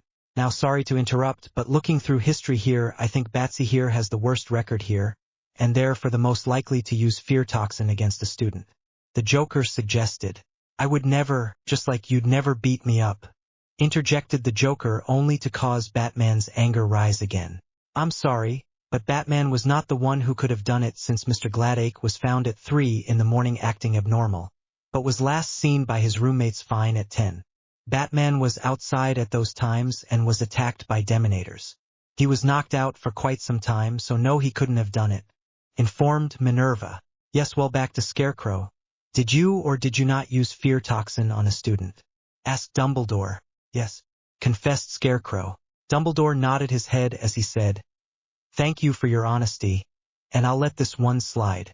Just try to refrain from using it on my students or staff in the future. Do I make myself clear?" he asked. "Clear as glass. But Dumbles," interrupted the Joker, "we shared our past, now why doesn't the staff?" The staff looked apprehensive and a bit shocked. They were here for moral support, not to share their story. "What an excellent idea, Joker. Is there any of them you wanted to share first?" asked Dumbledore as his staff looked at him incredulously. "He has to be joking," thought Snape and Minerva, who wanted no part in this anymore. "Well, why not the greasy, overlarged bat with a mysterious mark on his left forearm?" suggested the Joker. Snape glared at the Joker menacingly as Batman looked at Snape shocked. Was the old man that stupid to have a Death Eater work at Hogwarts? But he was more shocked at Minerva's reaction. It wasn't a reaction at all. She just sat there still looking pissed off at Dumbledore. "Yes, Sirius, go to the couch," instructed Dumbledore as he quite liked the idea. "You must be joking, sir." "I'm not getting on that couch," sneered Snape. "Well, I believe you have no choice, Sirius, unless you want me to situate your sleeping quarters with Minerva for a week," Dumbledore threatened as he smiled at the two's reaction. "What? Me with him for a week? Albus, that's not funny," uttered Minerva. Everyone found the two professors' reaction quite amusing. "Yeah, you know I can't stand a second with Minerva. She's an insufferable old hag," blurted Snape. Minerva now averted her eyes furiously at Sirius. "Oh, you're acting like a child, Sirius. Get on that damn couch before I hex you," snarled Minerva. Snape didn't flinch, but instead his lips curled as he found this entertaining. "You hexing me? Why, Minerva, I don't think your old bones would be able to handle the swift movement," he mocked. She went to reach for her wand, but Dumbledore grabbed her arm before she could admonish a curse. Snape smirked. "Minerva, now don't do anything you would regret," warned Dumbledore. She pulled her arm out of his grasp. "Minerva, you're a Gryffindor, why don't you go first?" asked Sirius. "Why, Sirius, are you scared?" As it was her turn to mock. "I believe that even in my old age, I heard the Joker specifically ask for you to go first." "Yes, but ladies first," he said as he indicated for Minerva to go to the couch. "Oh, Sirius, just go on the couch and get it over with already," yelled Minerva. "And you say I act like a child?" Snape mumbled as he got up from his chair reluctantly and sat on the leather couch. "Now lay down," commanded Minerva as she had won the argument and was amused by Snape's suffering. He glared at her before he laid down. "You see, Sirius, now that wasn't too hard. Now was it?" Dumbledore told him as he, just like Minerva, found this entertaining. "So what should I say?" asked Sirius as he just wanted to get this over with. "Why don't you show us the mark?" asked the Joker, smiling broadly at Snape. I will bear nothing for you. You did last night. The Joker laughed at the shocked expressions that crossed most of Professor's faces. The villains just laughed as the Joker had told them about his encounter with Snape. Well, that explains why you were so fond of Lockhart, I should have known. Minerva giggled. Got tired of Batman, Joker? Asked Scarecrow. Maybe. The Joker bust out laughing and didn't say any more. What was the Joker talking about when he said a dark mark on your left forearm? Asked Batman, eyeing the potions master. It's nothing. Snape said as he moved his right hand to cover the mark over the clothed mark. Batman's eyes narrowed as he saw the action. All right then, I think that's enough for this session, you're free to go. Our next session will be in 2 days. Dumbledore said and then walked out of the room. Everyone stood and the furniture rearranged itself back to its original position. Batman saw Snape's sleeve move up enough for him to the dark mark that all Death Eaters have. He grasped Robin's arm and pulled the boy Wonder with him as they trailed behind Snape. They followed him to the dungeons before confronting him. You're a Death Eater, aren't you? Asked the vigilante. I may not be in Gotham, but I still will protect the innocents from crazies like you. The Batman then lunged at the man and Robin followed close behind his teacher. Snape yelped and jumped back. What are you doing? Screamed the potion professor. Serving justice, replied Batman as he continued his attack. Professor Snape? Asked a voice as a student came around a corner only to see his teacher fighting the 2 costumed heroes. Snape reached behind him and pulled the boy into the fight. Keep Bird Boy busy or you have a detention, instructed the teacher. Harry looked confused for a second, before jumping out of the way as Robin redirected his attacks at him. What the hell? Yelled Harry as he dodged Robin's flinging fists. Just hit him with some spells. Yelled Sirius as he had his wand out shooting Batman with some stunning spells. Batman dodged them with as much skill as the other vigilante. Batman looked over at his friend Robin, who had more difficulty with dodging the spells. Batman pulled Robin towards him and then wrapped the cloak around Robin so he was covered. Harry's jaw dropped as he saw that Robin was now covered with his invisibility cloak. You prat! I'm going to kill you! Yelled Harry towards Robin. You stole my cloak. Harry then shot random stunners through the air as one was bound to hit Robin. Batman was busy dodging the spells from Snape, but now he had to worry about Harry's as well. Harry was exasperated, but he kept on fighting until he felt something pull him back. Robin had snuck up behind him and started to choke him. Stupefy. Harry uttered between breaths and it just passed Robin's left ear. The red beam of light instead had hit the stone wall. The chaotic fight had caused a riot of noise. What in Merlin's name is going on? Shouted Minerva as she had come to the scene. She then had dodged a hex just in time as it flew past her head. Harry was surprised at how fast she moved. She whipped out her wand and in seconds they were all frozen in their place against their wills. She removed Robin from Harry even though she couldn't see him and disarmed both Harry and Snape before she tied them back to back with rope so they couldn't harm each other. What is the meaning of this? She asked. But then an explosion of answers came hurling at her. The bastard stole my fucking cloak. He attacked me. He's a Death Eater. I was dragged into this. Silence, Minerva yelled as she couldn't separate all of the responses. We shall discuss this further in my office. She then gave them the famous McGonagall death glare, which made both Harry and Robin cringe in their place. Snape just had a sneer plastered on his face while Batman just tried to glare at Snape. Minerva then levitated them to her office. Robin quickly got up to get away from Snape and Harry. Both parties loathed the other. So who would like to go first? She asked them. He attacked me, yelled Snape first. He's a Death Eater, Minerva. A Death Eater. Batman yelled in defense. He's a former Death Eater. He has switched sides and is now a spy. It would be wise of you to confront me before you take action, Batman. She reprimanded him. Batman thought about it, and then realized that he probably should have confronted her first, but he would never admit that to her. And I am ashamed of you, Sirius. You're a professor and should know better than to fight. Also Potter and Robin, why were you two fighting? I was helping my friend, confessed Robin. And I was merely just dragged in by Professor Snape. Harry answered. Minerva cut Harry off before he could say anything else. Sirius, how could you drag a student into a fight? I needed help and he was convenient at the time. I couldn't take both of these fools on by myself. Sirius tried to explain, but Minerva wouldn't listen. That is no excuse for dragging a student into a fight. Minerva scolded, then turned to glare at Harry. And you? Why did you continue to fight? That git stole my invisibility cloak, exclaimed Harry as he glared at Robin. I did not. Robin tried to defend himself. Then why were you using it? Oh yeah, I know, it's 'cause you stole. Where'd he go? Asked Robin, looking around. Potter, yelled Minerva, knowing he was still in the room.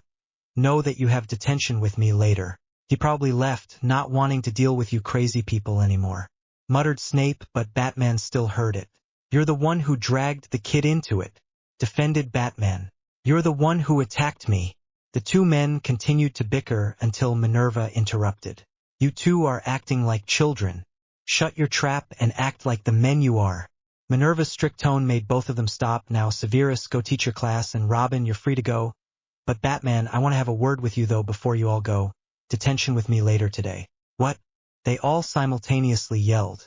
But I'm a professor. You can't give me detention. Sirius argued. I'm a grown man, I shouldn't have to do detention. Batman added.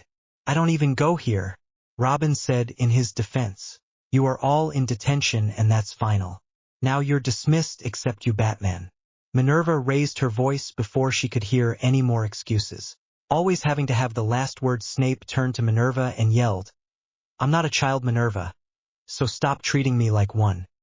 He then slammed her door before she could give him a witty retort.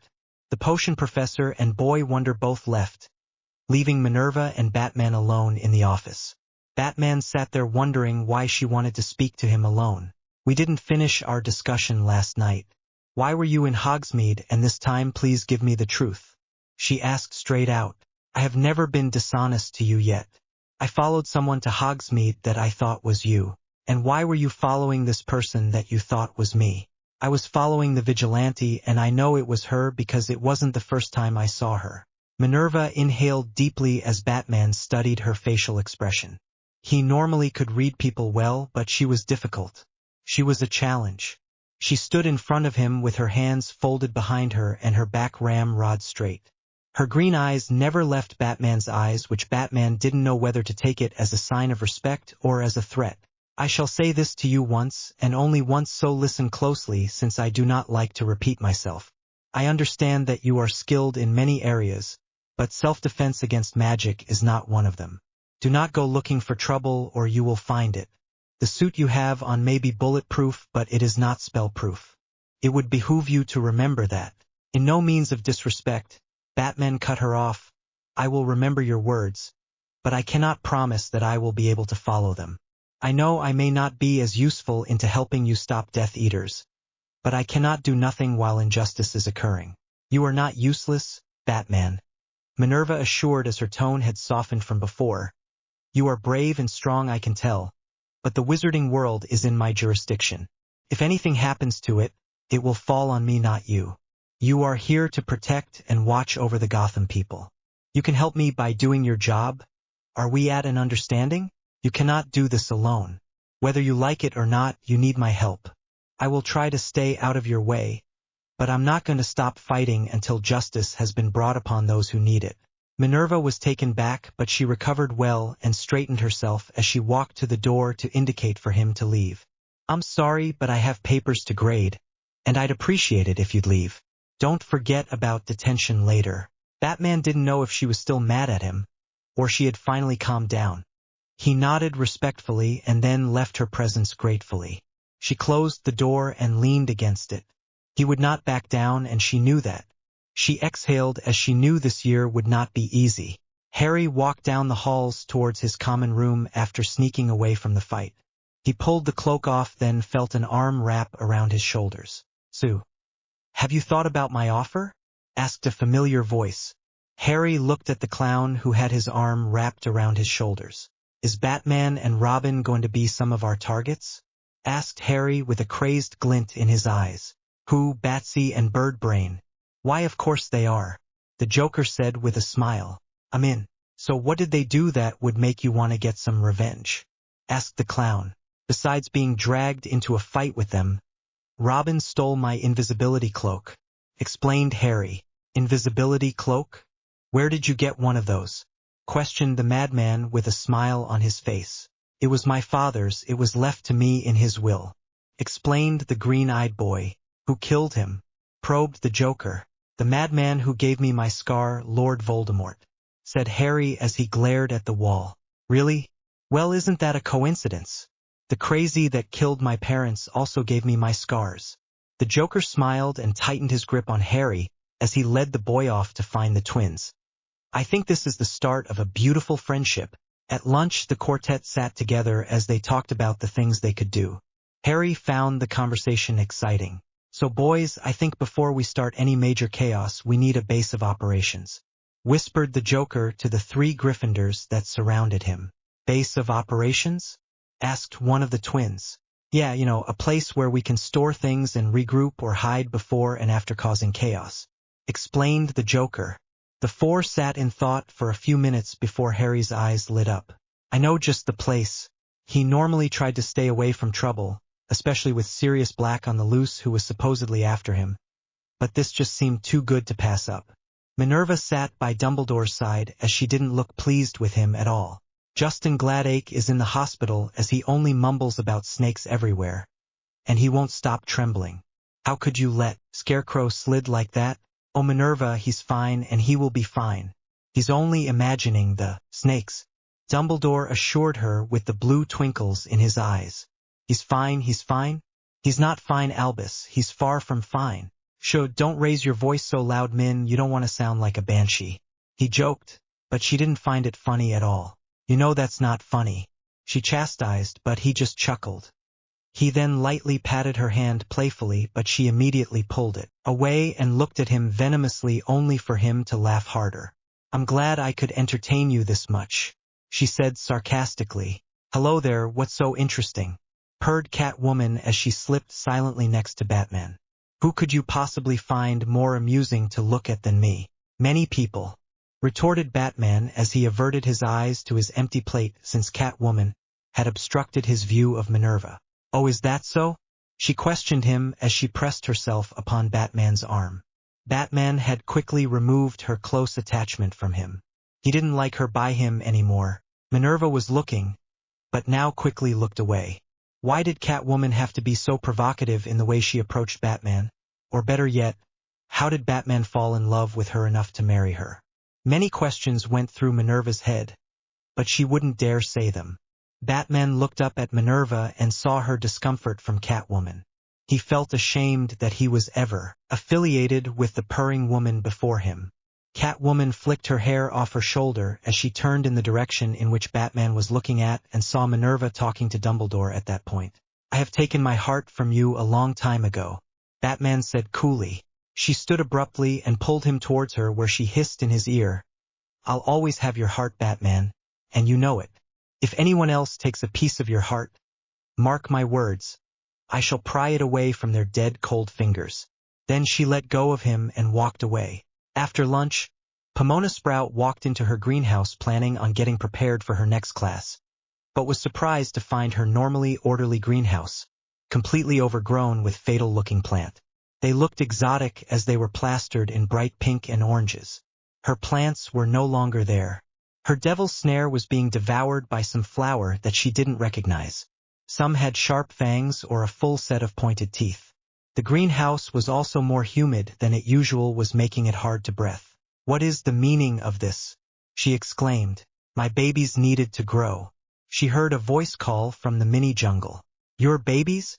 I demand you remove these weeds at once. I have a class to teach, shouted the angry teacher. They are not weeds. I will not remove them, they need to grow. In fact, it's almost time for feeding. Perhaps you would like to help? Asked Ivy as she was set down by a plant in front of Professor Sprout. They just love a large first meal. You're crazy, screamed the scared professor as the plant women moved towards her. The teacher screamed and fled from the greenhouse, fully planning on informing Dumbledore that one of his guests had just tried to feed her to a plant. While Ivy was attempting to feed her plants, Another villain was continuing his goal of corrupting his chosen students. "Why are we going into the girls' bathroom?" asked Fred as Harry led them into the haunted bathroom. "You'll see," said Harry as he walked over to the sink. He walked around it until he came to one with a small snake pattern on it. "Open," he hissed. The others looked surprised for a second before the sink sank down and left a large hole. What is that?" asked George. "A hole," said the Joker simply. "It's the main entrance to the Chamber of Secrets," said Harry with a smile. "Slytherin built the main entrance to the infamous Chamber of Secrets in a girl's bathroom? How gay is that?" asked Fred. "Well, I've heard a rumor that the real reason he left was because he got rejected by Gryffindor, and that's why the Slytherins hate us so much," said George. They all laughed. "So, how do we get down?" questioned the Joker. The only response was Harry jumping into the hole. Harry laughed as he slid down, finding the trip much more fun when he wasn't worried about red-headed bitches that were stupid enough to write in possessed journals.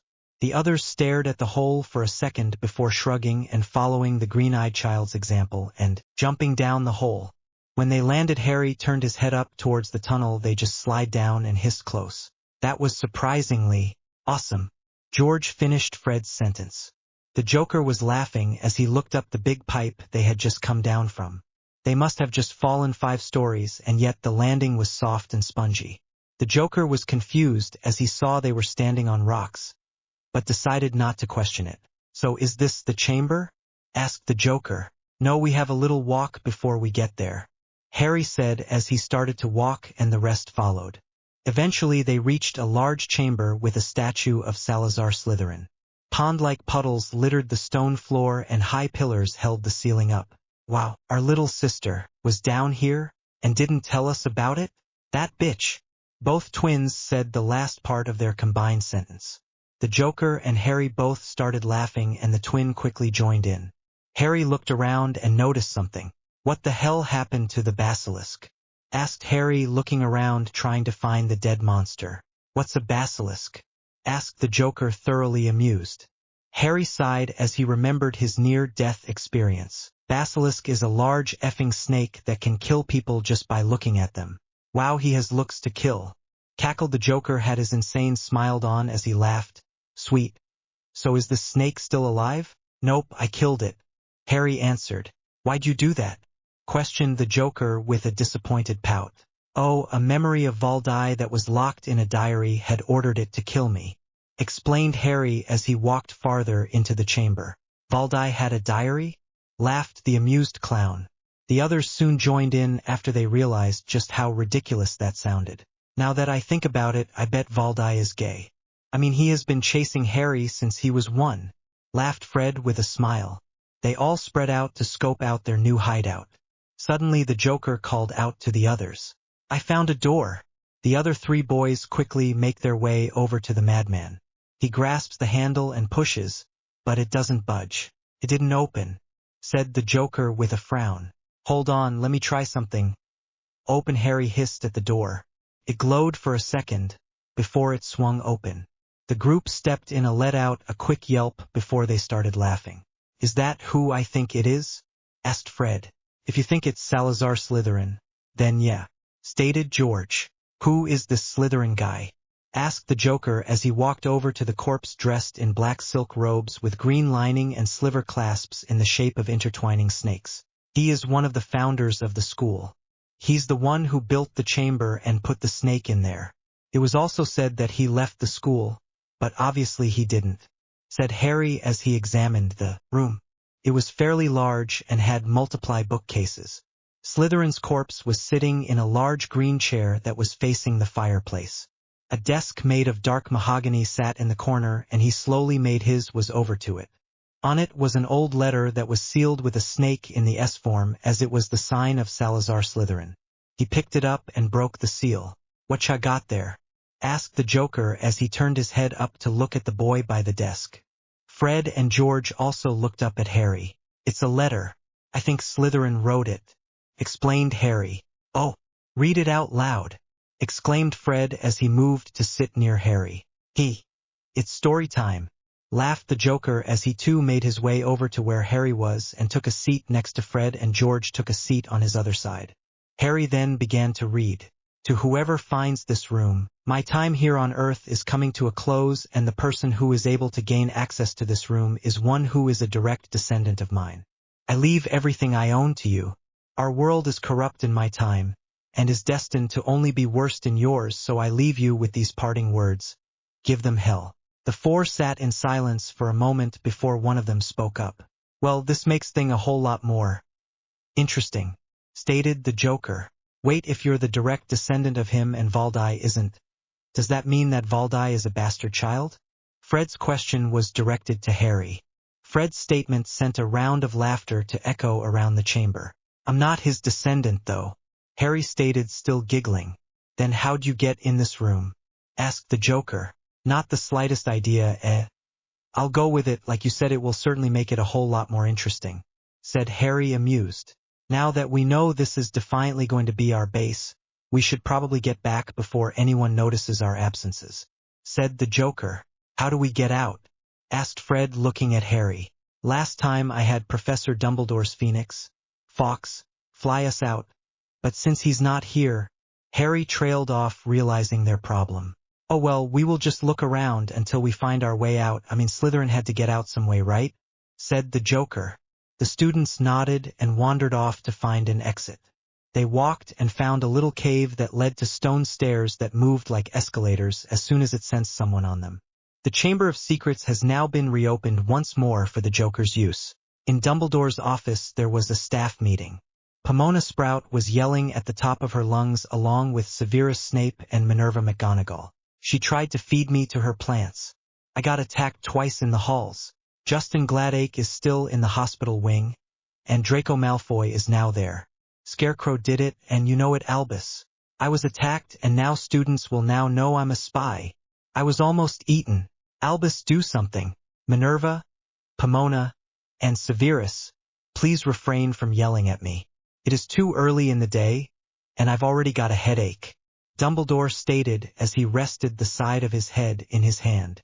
You have a headache? Albus, I don't care what you have to do something about those Gotham people for Hogwarts' sake, yelled Minerva as she was inches away from Albus and her green eyes were vexed. His blue eyes somehow still twinkled as they looked at her, and he smiled.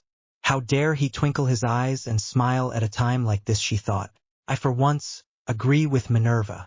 I was attacked twice, sir, and have been discovered as a spy, Severus said, now slamming his fist on Dumbledore's desk, which caused the paranoid herbology professor to jump.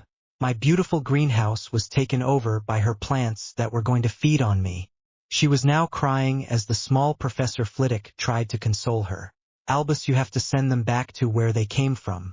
I know you think you are doing something for the greater good, but this isn't helping anyone. Pomona is scared to death, students are being affected by this fear poison thing, and Severus has been attacked twice. Exactly, Minerva, all these things have been caused by the Gotham villains, but they can't help it. It is in their nature, which is why I think it is our duty to change their ways, he said, and then put his hand up to block Minerva's retort. I am the headmaster and my ruling is final. You are all excused.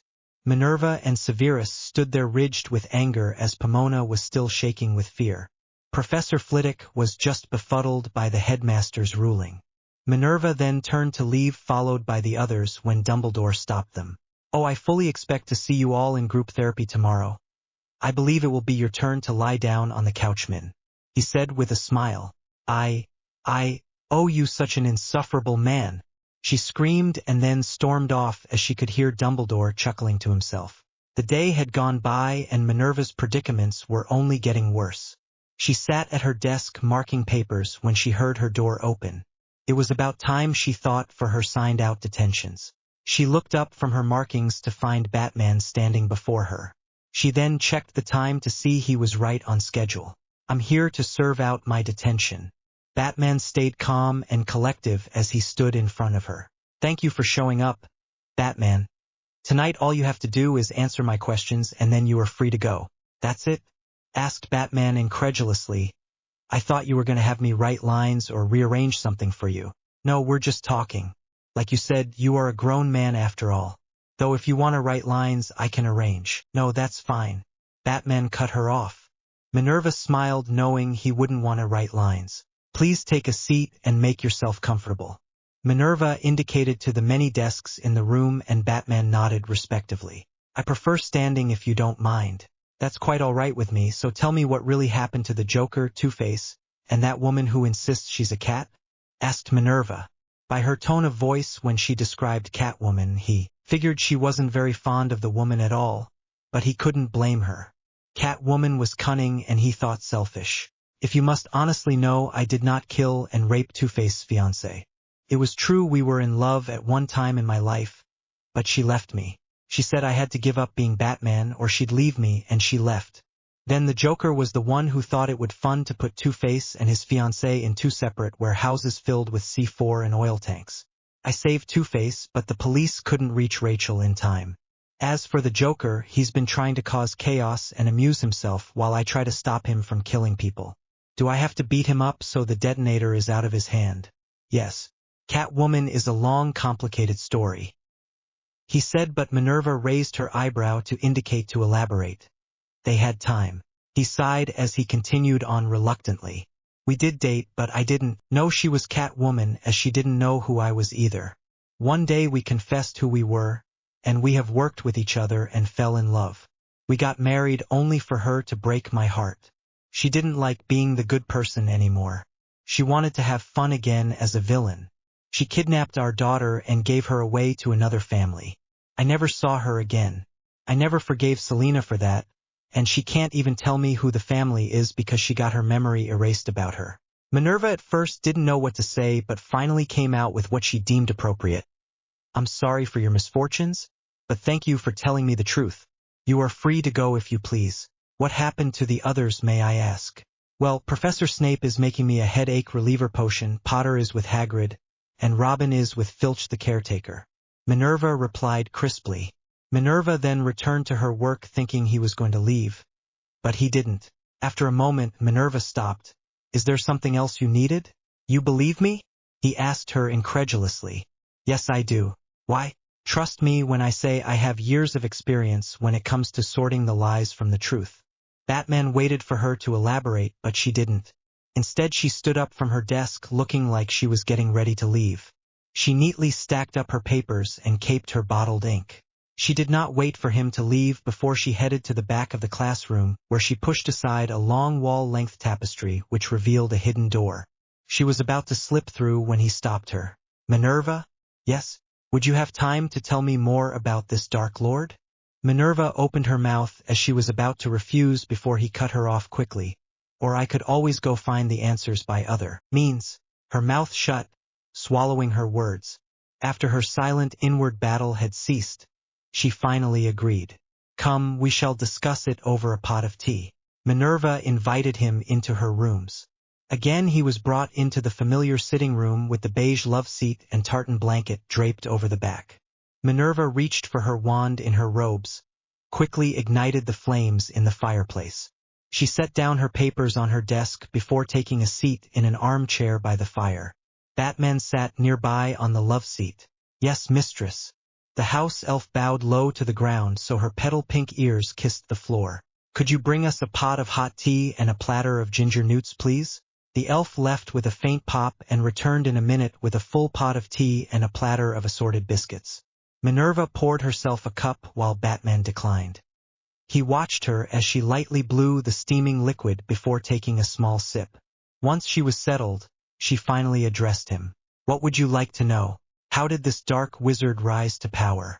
Batman looked into her blazing green eyes. She didn't look pleased with the questioning, but she answered nonetheless. It was after World War II when the Dark Lord before him had been defeated by the headmaster, Albus Dumbledore. He had started collecting followers long before that, though, I believe. The next day Batman sat down in the Great Hall eating breakfast with everyone else, though he could not help but overhear the conversation that occurred beside him. Did you read the Daily Prophet yet? No, why? It's her. The vigilante has struck again as she wrangled up 2 Death Eaters all bearing the mark. So what did the forces do with them? They were forced to let them go even though everyone knows they are probably aiding Sirius Black in his mission to kill Potter. Batman thought over their conversation. The vigilante had struck again, and he was at the castle with Minerva at the time. Couldn't be her, but then who else could it be? Did she have a daughter or close relative that she kept hidden? He didn't know, but he was determined to get to the bottom of it. The bell sounded and the children dispersed from the great hall, leaving the staff, Gotham visitors, and the few children that were supposed to be there remained. Batman watched as Minerva walked in with her head held high to take her seat on the couch. "Min, you're supposed to lie on it," Dumbledore instructed, and Minerva just glared at him. "I will do no such thing, Albus. I will do many things for you, Albus, but this is not one of them." Dumbledore cocked his head to the side as he looked at her sincerely. "Oh, but it's to help you relax and wound down since you're already stressed out enough, Min. I think this will help you immensely." She was about to say something when all of a sudden the Joker walked in. "I'm sorry I'm late, but I decided to change. You see, my other garments were starting to get dingy," he said with a malicious grin. All the professor's eyes grew large as they recognized the robes from a famous Salazar Slytherin painting. They were of a dark ivy-green velvet robes lined with silk the color of silver. "Where did you get those?" Minerva was the one who finally had the guts to ask first. "Found them in a chamber, like M?" he asked as he spun around to let the robes billow around him. "Quite drafty down there, but it will do. Nice, I like 'em. Now come sit," replied Scarecrow. The Joker went to take his seat and Minerva looked at Albus for him to say something, but Dumbledore just smiled, admiring the Joker's robes. "I will not subject to this humiliation, Albus. Scarecrow and all the other Gotham people didn't have to lie down, so why should I?" she questioned. "I think you should lie down or at least let your hair down. Study says that if you pull your hair back too much, it can cause headaches." "Haha, very funny, Albus. But I'm not doing any of them," Minerva said defiantly with her arms crossed. "I tried. You know you used to always have your hair down." "Yes, but that was before the war, and why does it matter how my hair is?" "Maybe because he wants to see how nice it is down," interjected Poison Ivy. Catwoman gave her a death glare, and Ivy didn't get why, but she kept her mouth shut. "Thank you, Poison Ivy, but it's staying up, Albus, and I'm not lying down." "Fine, then proceed with your story of whatever you want to say." "I don't know what to say. If there is something that someone wants to know, I think they should just ask," Minerva stated and looked around the room. The Joker was the first to raise his hand. "Yes, Joker?" she asked. "Do you want to know how I got these scars?" he asked, smiling and pointing to them. "No, I'd rather not," she answered a bit coolly. "When I was young, I hated picture day. Never used to smile when the photographer told me to. In all of my school pictures I was frowning. I just couldn't find a reason to smile. In 4th grade, my school got a new photographer. This new guy had the students come in individually. He said it was to make the kids less nervous. So anyway, when it was my turn, I went in and sat down, my normal frown plastered on my face, and he told me to smile, a big smile like the one he had glued to his face. Just like the others, and just like the others, I kept my frown. Then this is where normally the man would sigh, take my picture and call the next kid. But no. His fake smile dropped to a frown that matched mine. He got up and walked over to me. He asked me why I wasn't smiling. I told him there was nothing to smile about. He walked back to a bag and grabbed a razor from his bag. I was scared stiff. He came back and grabbed my face and put the blade in the corner of my mouth. He asked me why I frown, why so serious, when life is just a joke. He told me that no one ever frowned in his photos, and if I wasn't going to put a smile on my face myself, then he would do it for me. Needless to say, I now always am smiling for pictures. The Joker answered, and the staff showed less sympathy towards the Joker since he just changed his story. Interesting story. Anyone else have any question for me, or shall we move on? Minerva said sarcastically. What's your greatest fear? Asked Scarecrow. Minerva averted her eyes towards Scarecrow as she knew his reasons behind the question. She thought before she answered his question. I know my fears, but I'm afraid I do not know my greatest fear. The almighty Minerva McGonagall fears things? Sniggered Snape in disbelief.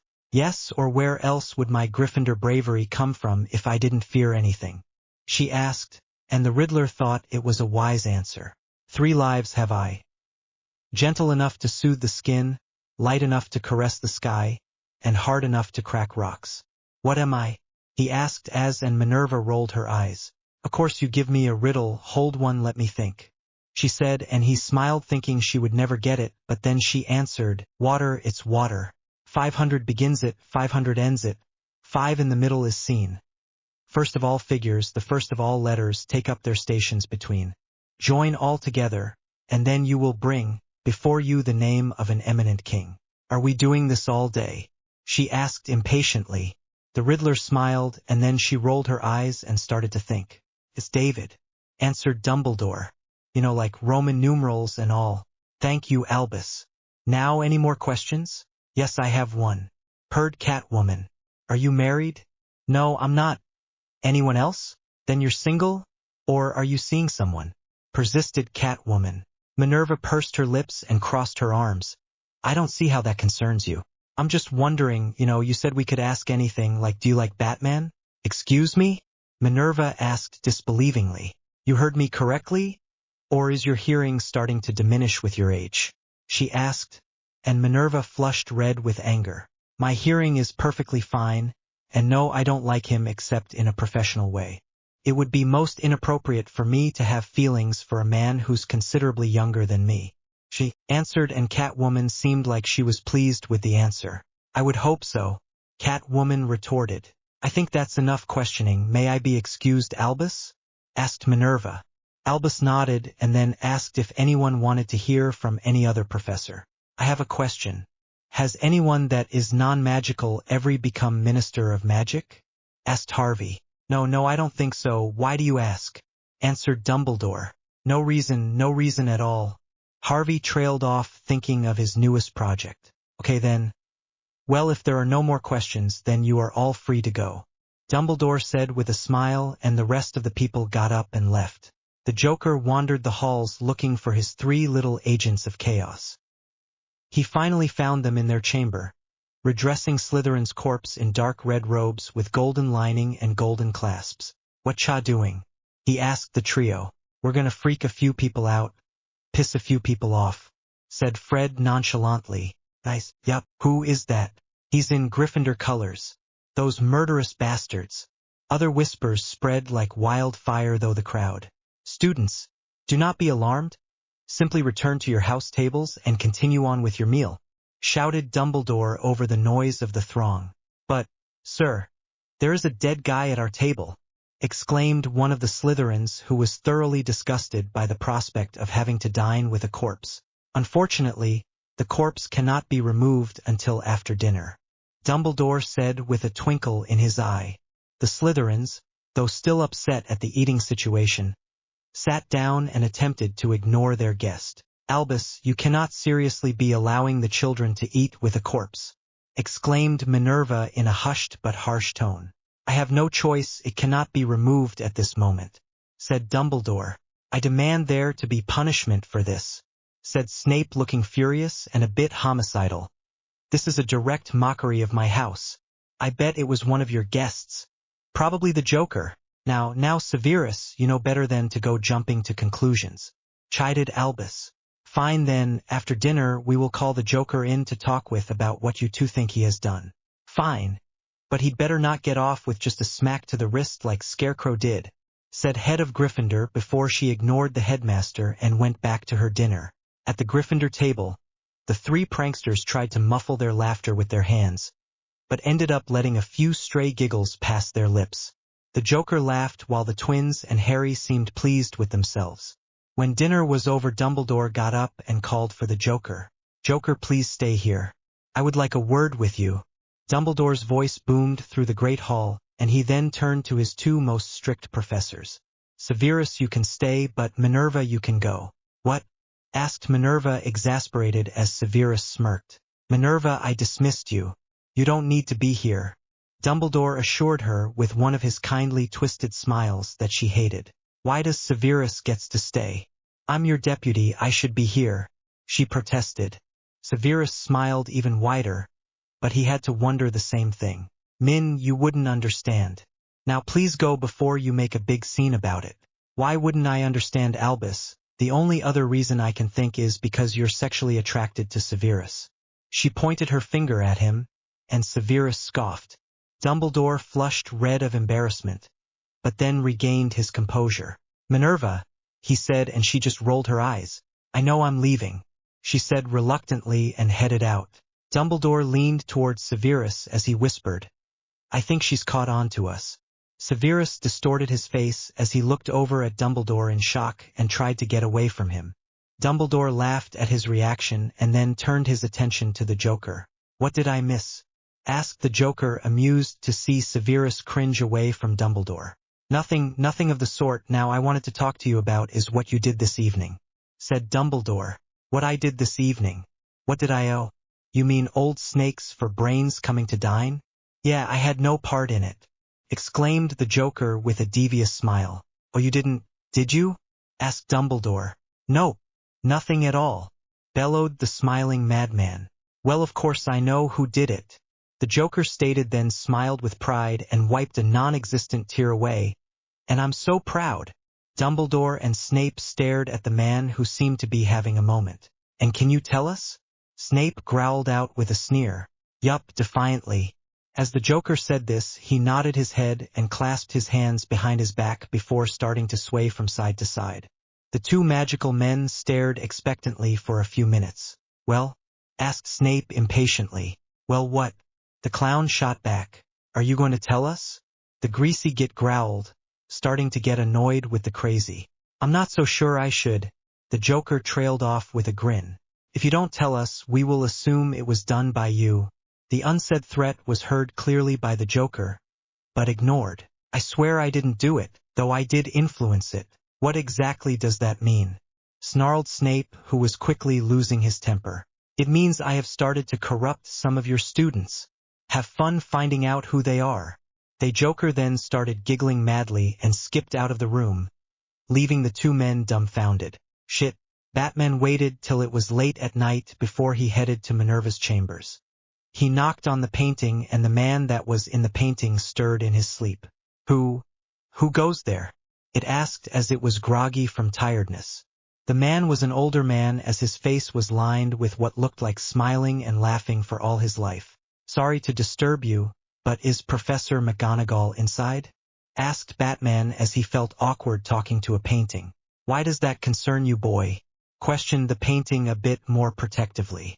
The painting then opened slightly ajar, and there stood Minerva, still in her teacher attire.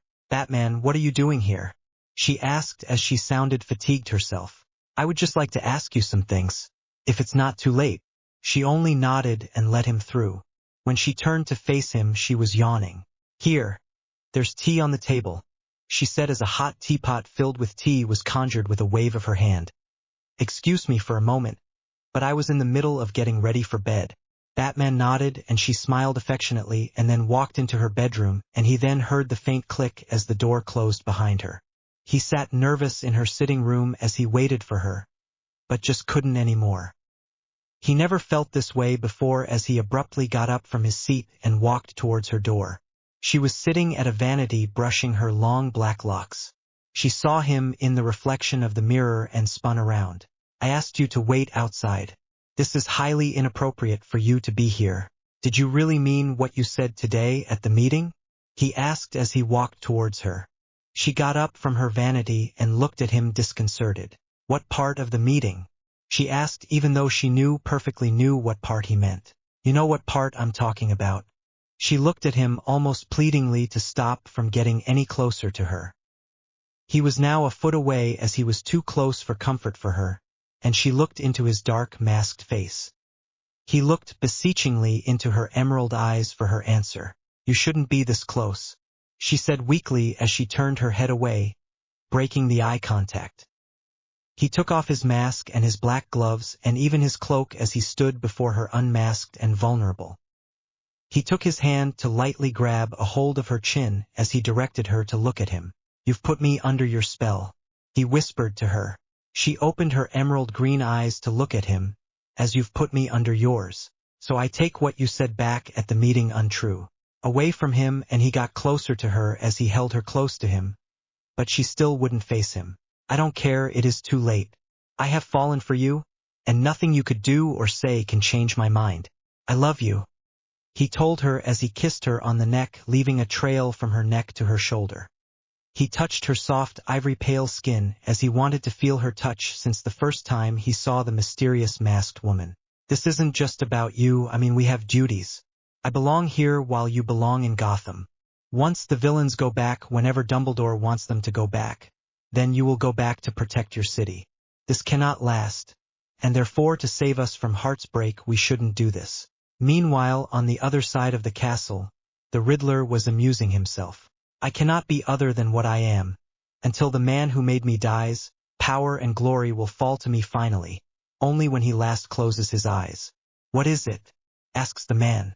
I don't know, sobbed a fifth-year Ravenclaw. But you were bragging about how smart you are earlier, weren't you? Asked the Riddler. I was, but I don't know the answer, you're crazy, screamed the now hysterical student. Such a shame. Oh well, I guess not every human is graced with even moderate intelligences. The Riddler then pointed the end of his cane at the boy's face, pushed a button. A small cloud of green gas was sprayed in his face. He immediately started to chuff and fell to the floor, his veins faintly starting to bleed green. Does anyone else want to take a guess? It's a prince, said Luna as she walked in the room. Correct. See, at least one of you pests are actually smart enough to understand a simple riddle, exclaimed the Riddler to the 10 students who had yet to be gassed. Luna? Oh dear God, help us, cried one of the students. Whatever happened to Loony Lovegood? She asked. Her dreamy expression didn't even falter. What? See, come on. You know we were just joking. 'Cause that's what friends do, stuttered one of the captured students. I don't think you were. You never seemed to care before. Luna trailed off with a smile and she turned to one of the students. Come on, Luna. We care, exclaimed one of the students desperately. The Riddler watched in interest at the little scene, curious to see what his new friend would do. I am here, I am there, I am burned into the mind of none. I walk on fire and live on ice. My words are meaningless for I talk not. I hate everyone yet fear no one. I have lived for centuries yet I have never existed. What am I? Luna smiled at the confused faces of her classmates. What? One of them cried with terror in their eyes. Answer the riddle or not and end up like them. Luna gestured to the students on the floor, writhing in pain. The Riddler laughed and smiled. This was an interesting twist. A Earth? Asked one of the students. Luna's smile fell from her face. Is that your final answer? She asked. The other Ravenclaws flinched at her smile. A yes? Replied a brown-haired girl cautiously. Nothing was all Luna said as she laughed a little and walked towards the Riddler. May I borrow your staff? She asked and extended her hand. The more of it you have, the less of it you see, was the Riddler's response. Darkness, now may I borrow your staff? She replied with a grin. The man smiled and handed it to her. Luna's grin grew larger as she slowly walked back over to her petrified classmates. You're not really going to poison us, are you? Asked one of them. What button do I press? Asked Luna to the Riddler. The blue one, was his response. Luna pointed the head of the cane towards the group of students. You're crazy, screamed one of them as the group huddled closer together. I know. With that she pressed the button and a cloud of gas shot out of the cane and into the faces of the startled, crying students. She laughed insanely at their reactions and the Riddler soon joined her too. The two walked off to meet up with the other crazies, both student and villain. The next day the Riddler was called to Dumbledore's office. Edward, I have reason to believe that you had something to do with the poisonings that occurred yesterday, said Dumbledore looking the man in the eye. Question, why do you believe that? Asked Edward with a smirk. The children awoke. They were muttering about not knowing the answer. When asked what the answer was for, they said the riddles. Answer, yes, I did poison them, but they aren't even smart enough to answer even the simplest of my riddles. They are not even worth the oxygen they waste. Unlike Luna, she's defiantly worth keeping. Smart girl she is. Almost like a little sister she is, exclaimed the Riddler with a caring older sibling type look in his eye. You have taken an interest in young Luna Lovegood? Do you know of any of your other companions taking an interest in the students? Asked Dumbledore, looking more interested now. Well, of course I have an interest in her. She is the smartest student here, and I don't really know about the others. Oh, the Joker I think has taken to the red-headed twins and the boy with green eyes and scar in Gryffindor, said Edward. What do you see her as, a daughter, a sister, a lover? Dumbledore trailed off, his mind not yet realizing the other half of what the Riddler said. I am not a pedophile. I see her as a younger sister. I'm not Batman, exclaimed Edward, who was extremely offended at what the old man was trying to imply. Why do you think Batman is a pedophile? The older man asked. Well, he does always have his two little sidekicks trailing after him. It's not that hard for even those with the lowest IQ to figure it out, explained the Riddler slowly as if he was talking to a young child. True. But that is beside the point. You are not allowed to poison students, exclaimed the headmaster, who fully intended to give out the right punishment. So as long as I don't poison the students, I won't get punished? The madman smiled at Dumbledore's nod of affirmation. All right, Edward Nigma, promise to not poison any of the students who attend the school for the duration of my stay. The honesty in his statement made the old headmaster's hard eyes softened. All right, just as long as you don't do it again, you're free to go, said Dumbledore with a sigh. The Riddler grinned and walked out of the office, fully planning on telling the others his conversation with Dumbles. As he watched the crazy genius leave, his mind finally brought what the younger man had said earlier to light. Did he say that the Joker has taken interest in the Weasley twins and Harry? When the Riddler walked back into the dorms him and his fellow Gotham dwellers shared, he saw the quartet of chaos sitting in the corner, planning something. His grin didn't falter. What's got you so happy? Asked Fred, looking up from the papers that were spread on the table in front of him. Just had a talk with Dumbles, Harry interrupted the man, giggling at the name. The Riddler ignored him, familiar with the don't ask, unless vital to survival rule that all residents in Gotham had come to know by heart.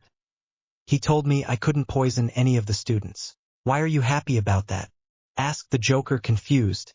Poisoning students are fun. True, but he said I wouldn't get punished as long as I didn't poison any of the students. He didn't say anything else. I also slipped in that Batman is probably molesting his little sidekicks. The Riddler's grin almost split his face in two. The four other people broke out laughing at his predicament. That will be fun to play off of, said Harry with a grin. Do tell what you're thinking of, exclaimed the Joker. We could easily complain to the headmaster that Batsy has been a little too touchy with a student or is alone with his little charity projects far too much to be healthy, explained Harry with a smirk. The four started laughing and the Riddler slowly walked away from the laughing four, slightly freaked out by them. Later that day, Dumbledore called Harry, Fred, George, and Luna to his office. Do any of you know why I called you here? He asked in a grandfatherly tone. 'Cause you were so proud of our gift to the Slytherins that you've decided to send us on an all-expense-free trip to Jamaica? Questioned Fred with a grin. If it was that, then why would Luna be here? Asked George to his twin. 'Cause she's awesome? Replied Harry. Thank you, Harry Potter, said Luna with a smile. No. That is not why I called you up here today, Dumbledore said, slightly disturbed by their little conversation. You are here because of you becoming friends with our guests. They seem to be having an effect on your personalities. Are you sure you're not sending us to Jamaica? 'Cause there is this one type of plant that I heard Ivy talking about that can literally turn a person inside out when injected into the bloodstream. Harry trailed off with a crazed grin. No, you are not leaving Hogwarts, but I do have a few questions that I wish to ask each of you, replied Dumbledore as he looked at his now crazy students. Ask away, Dumbles, exclaimed George, and Dumbledore frowned at the use of the nickname the criminals had given him. All right then. First question. What is your idea of a good time? Questioned Dumbledore. I love making people laugh, declared Fred with a grin. I think making people smile is better, said George with a grin. I'm in love with doing both, exclaimed Harry, and the three burst out laughing, obviously seeing a joke that Dumbledore did not understand, for even Luna let out a few giggles. What happens when you throw a purple rock in a yellow stream? Asked Luna, looking expectantly at the men. Luna, I'm the one who is asking the questions here, said Dumbledore, slightly irritated. It makes a splash, exclaimed Harry with a giggle. Luna smiled and nodded her head. The headmaster just sighed. All the time, exclaimed the twins together. I find it funny the ways my mind can come up with to kill people. I have a very active imagination. Harry didn't stop grinning at all while he was talking. Would I be called crazy if I said yes? Asked Luna with a dreamy grin. Dumbledore looked freaked out. Okay, final question. Have you ever killed anyone? He asked, praying to Merlin that their answer would be no. My fellow Ravenclaws didn't die from the poison, did they? Asked Luna with a crazed glint in her eye. You cannot prove anything, exclaimed Gorge. Well, at least not any more, that is.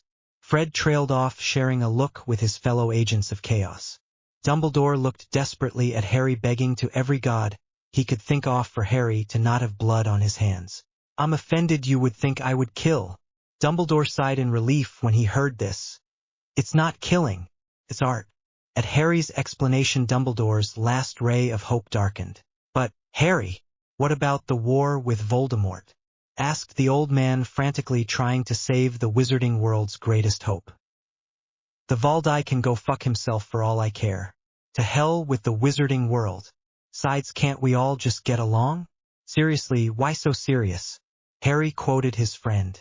The twins laughed hysterically at his words, and Luna giggled along with them, having heard the Joker using the quote before. Dumbledore covered his face with his hand and sighed. He could feel a headache coming on. I think it would be for the best if you four join in the group therapy for now on. Dumbledore said. Whatever you say, Dumbles. So, are we free to go? Asked Harry, still letting out a giggle every few seconds. Yes, you are free to go. The next therapy session is tomorrow. Dumbledore watched them leave and got up too. Maybe Snape had a potion for headaches. Dumbledore then looked at his phoenix. Fawkes, when should I tell Min she was right? Exclaimed Dumbledore as Fawkes just gave a smiling glint in his eyes. The next group therapy session came, and Dumbledore was distraught and concerned for his students. Harry and the red-headed twins sat smiling chaotically next to the Joker as Luna sat with a dreamy look upon her face by the Riddler. Scarecrow looked at the Joker as he sniggered. Didn't know you were running a daycare service. Yes, I teach them how to kill. The Joker exclaimed. You should get some followers of your own. Scarecrow smirked as he thought about the idea. Nah, it wouldn't work, he thought. He'd kill them with their fears before he could try to influence them. Minerva walked in as she was shocked to see 3 of her Gryffindor cubs at the group therapy meeting. Albus, what are they doing here? She asked in a sinister tone. Is it too late for me to say that you were right and I was less right? He replied with a smile on his face. But Minerva's tone didn't falter under Dumbledore's twinkling eyes. I warned you about this, Albus, and I know I wasn't listening to you, interjected Albus as he looked at Minerva. Minerva rolled her eyes. You were probably too busy looking at Sirius than listening to me. Minerva jeered, and Albus just continued to smile at Minerva as he was glad to hear her humor with him. You know it, he replied, and she rolled her eyes. Sirius walked in and then saw Dumbledore look at him with twinkling blue eyes with a suggestive raised eyebrow at his direction. Sirius, good for you to make it, he boomed, and Minerva burst out laughing. Sirius rolled his eyes as he thought it was just another sick joke. All right, let's get this meeting started, shall we?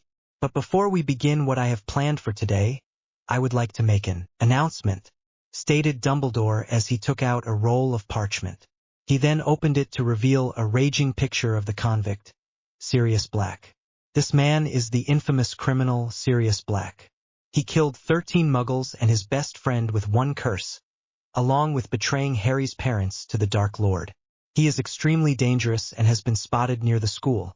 So if you see him, warn a teacher, for you are no match for him. Dumbledore held the picture above his head in full view. The professors, having known about Black, paid to attention, but the crazy students and Gotham residents were interested. I think he looks as crazier than you, Joker, stated Batman, sending a look at the clown. If he shaved, then I think he would look like a normal-colored Joker, pointed Ivy. The Joker stood and walked over to grab the picture from Dumbledore. He then retreated back to his seat and sat in those staring intensely at the man in the photo. He's hot, Joker declared with a grin. The others laughed, not taking him seriously. The Joker's grin fell for a second. Why are you laughing? He asked. You're not serious, are you? Asked Jonathan. Well no, I'm the Joker, said the clown pointing to himself, then he pointed to the image. He is Sirius. The others just stared while the Joker and his followers laughed. Moving on, for this session we shall be playing the question game, which do not include riddles. Dumbledore said, directed to the Riddler and Luna, who were now pouting. But riddles are fun. Exclaimed Luna.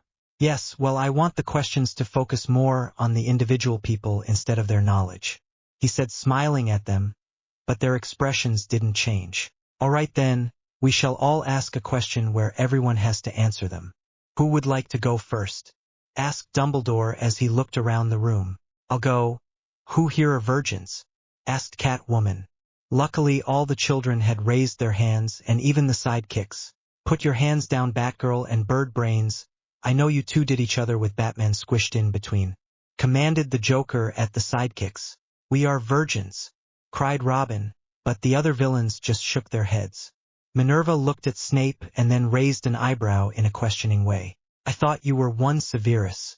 She called him out as Snape now tried to sit taller in his seat. I am not, he denied. Really then? Who were you with? She asked.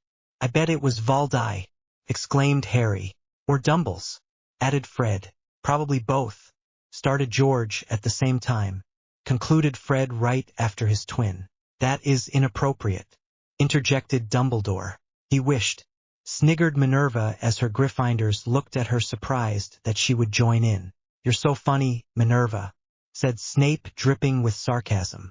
I bet Catwoman would be happy to change that for you though, Minerva replied, and then Catwoman and Snape gave her dirty looks as Minerva only smiled. All right then. On to the next question, said Dumbledore. People. Harry's answer was the first one heard. Everyone turned to look at Harry. Why? Asked Robin. None of your business, you nosy bastard, exclaimed Harry. Robin looked as if he was going to reply, but then changed his mind. Bats, admitted Batman as he got a lot of scoffs. Batsy, afraid of bats? Teased the Joker. What about you, Joker? Asked Batman. Jello, hairbands, and trash bags, replied the Joker, laughing. No one took him seriously. I'm afraid of heights, piped up Batgirl, and the villains laughed. Well, I'm afraid of robins and crows, admitted Robin. I know what you mean, Bird Brain. Crows are just freaky as fuck, said Scarecrow. Language, warned Minerva as she glared at them. We're speaking English, so I don't see what you're complaining about, replied Ivy as she flipped her red hair from her shoulder. What are you so afraid of? Asked Scarecrow to Poison Ivy. Male scientists, you see, I was killed by one, she explained as Scarecrow gave her an amused look. Then how are you still alive? Asked Madame Pomfrey. Well, let's just say I'm not exactly human now, am I? Mother Nature took a liking to me, some more than others, she said, now looking at Pomona, causing shivers down her back. What are you afraid of? Oh, I thought it was being devoured by plants, said Poison Ivy, a bit disappointed. I'm not afraid of plants, just yours, she confessed, and Poison Ivy looked more content with herself. I'm afraid of fire, said Two-Face as he turned his face away to hide his damaged side. Yeah, mine is brain damage, confessed the Riddler. Then Fred looked at him incredulously as he said, I thought you were already brain damaged. His other twin laughed along with, Harry, I think I would fear being normal, answered Luna after she put a lot of thought into it. The others nodded. Oh, I thought you were going to say nargles, said Harry. Nah, they only cause confusion, blurry vision, headaches, and sudden mood changes, Luna replied, as she was an expert in these so-called nargles that no one could see. Batman, said George as he looked down. Why do you fear Batsy? Asked Fred as he looked at his twin. I don't want to talk about it, George stuttered. Oh, here we go again, said Severus as he rolled his eyes and leaned back in his chair. Fred patted George's back as he tried to console him. Please tell me what happened. He touched me, admitted George, and Batman didn't even make an effort to listen. Who haven't you touched, Batman? Sneered Snape. I didn't touch you, that's for sure. You're still a virgin, retorted Batman. You touched my brother? Yelled Fred at Batman as Batman braced himself for the new accusations. You lied to me. You said that you only loved me. You promised me we'd be together. And I thought we had something. What is it? Am I not attractive enough for you? Am I not tall enough? Questioned Fred, but Batman didn't say anything. You said you loved me, and now you just sit there saying nothing? Fred then started to sob with his brother. You heartless bastard, they yelled in unison at Batman. All the other villains nodded their heads sympathetically. Harry sat with his arms crossed as he glared at Batman. Wow, you made my two best friends cry, way to go asshole. Harry, please no cursing. Dumbledore had finally stepped in. Stop trying to act like you're my father or somehow can relate to me. Because you're not. The closest father figure I have is the Joker. Harry spat at Dumbledore, who looked shocked. The Joker looked pleased as he put his hand on his heart. I'm truly touched, Harry.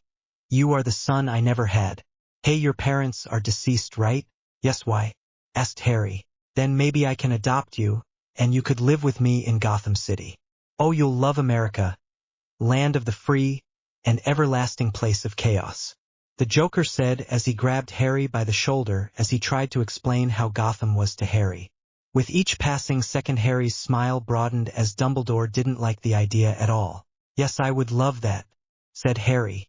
I hate where I live right now. They make me live under the stairs in the broom closet. He confided to the Joker as he looked sad as he explained. That's horrible, I could kill them if you want, offered the Joker, but his offer was drowned out by the screaming of the irate green-eyed witch who was yelling at Dumbledore. I told you that we shouldn't have left him to those muggles.